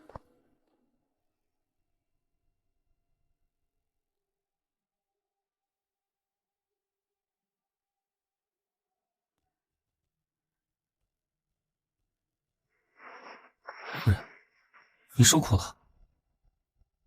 我没事，倒是有些人该受苦了。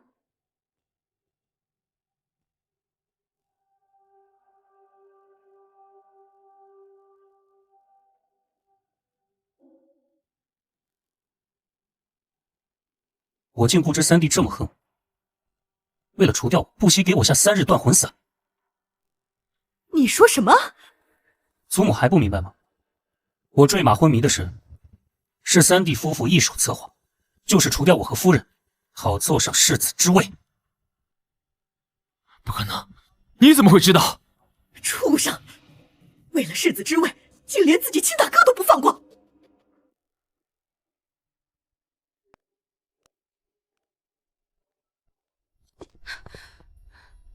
素媛，你骂你们是畜生，都算是夸奖。大哥，你有个这么彪悍的妻子，我都不知是该羡慕你，还是该同情你。大嫂放心，此事我已禀报皇兄，若是江家不能替你做主，那就让我皇兄替你们做主。那就谢过小王爷了。对了，四弟呢？他去接伯父伯母了，稍等时间应该已经到府上了。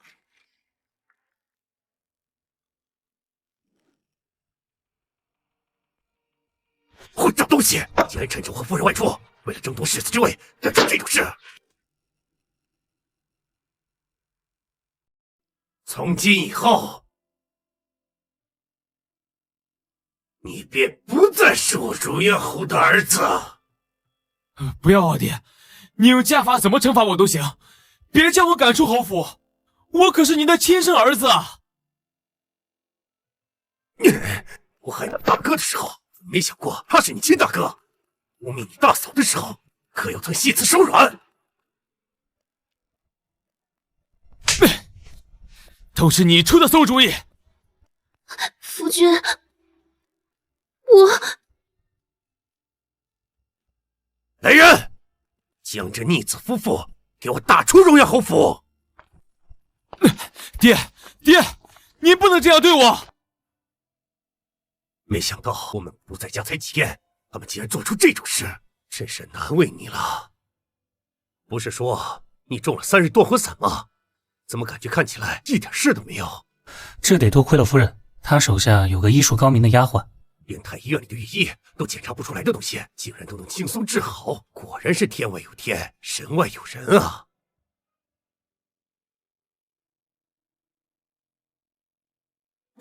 乖媳妇儿，还好有你在，鱼儿才没被害死。你可有想要的？想要的？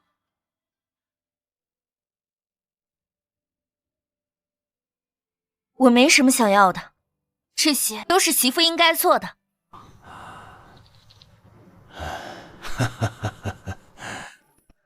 你之前说要考虑考虑，现在可以给我答案了吗？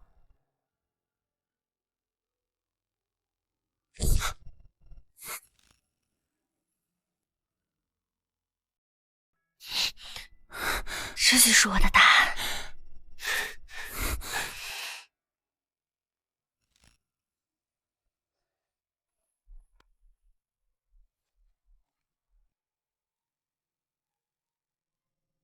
夫人，我特意让厨房炖了鸡汤。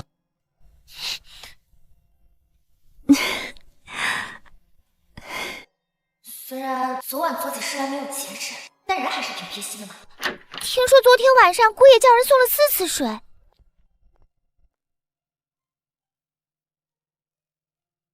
是小姐你发烧了吗？算是发烧了吧。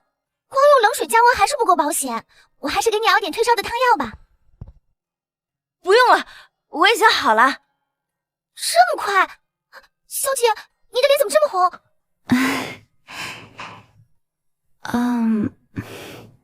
不会是又发烧了吧？对了，你姑爷不是说今天休假吗？我怎么没看到他？小姐，你是伤糊涂了吗？往常这个时候，姑爷若是没去北府军，肯定会在庭院练武啊。哦，对，我突然忘了，我这就去找你姑爷。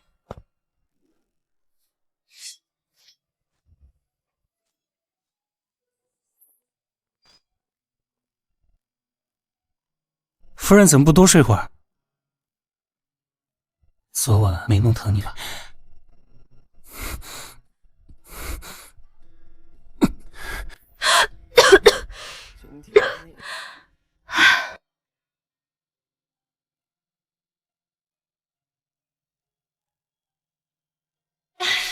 我们两个到底谁才是穿越的？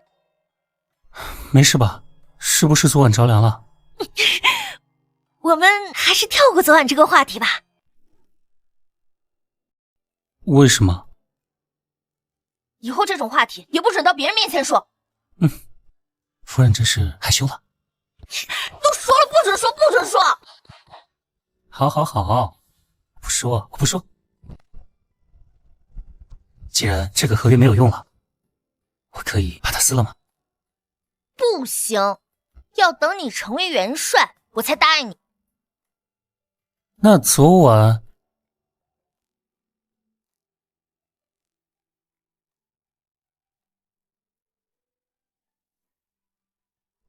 不准提。好，都听夫人的。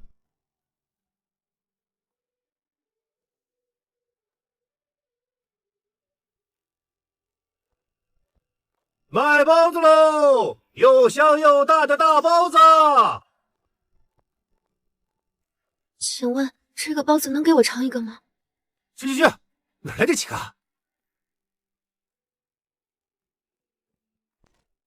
我可不敢留你，陛下已经下旨，要你当一辈子的乞丐。该死的苏云安，我一定不会放过你的！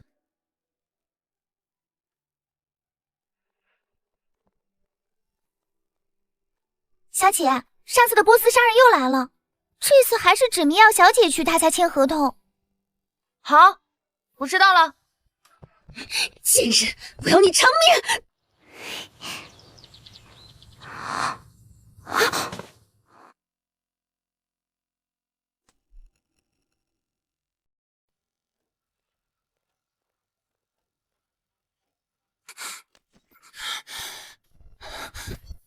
押去报官。素媛，我做鬼也不会放过你的。你的伤没事吧？我的肩膀好痛，他的匕首上该不会是有毒吧？真的吗？我看看。夫人，这么多人看着，不好吧？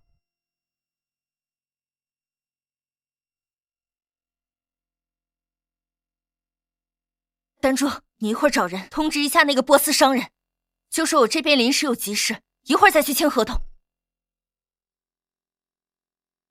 好。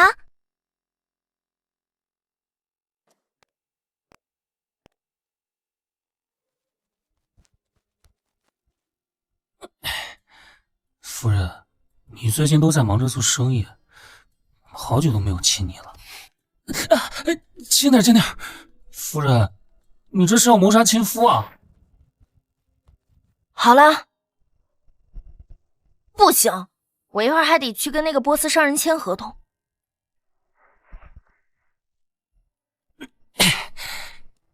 改日再签吧。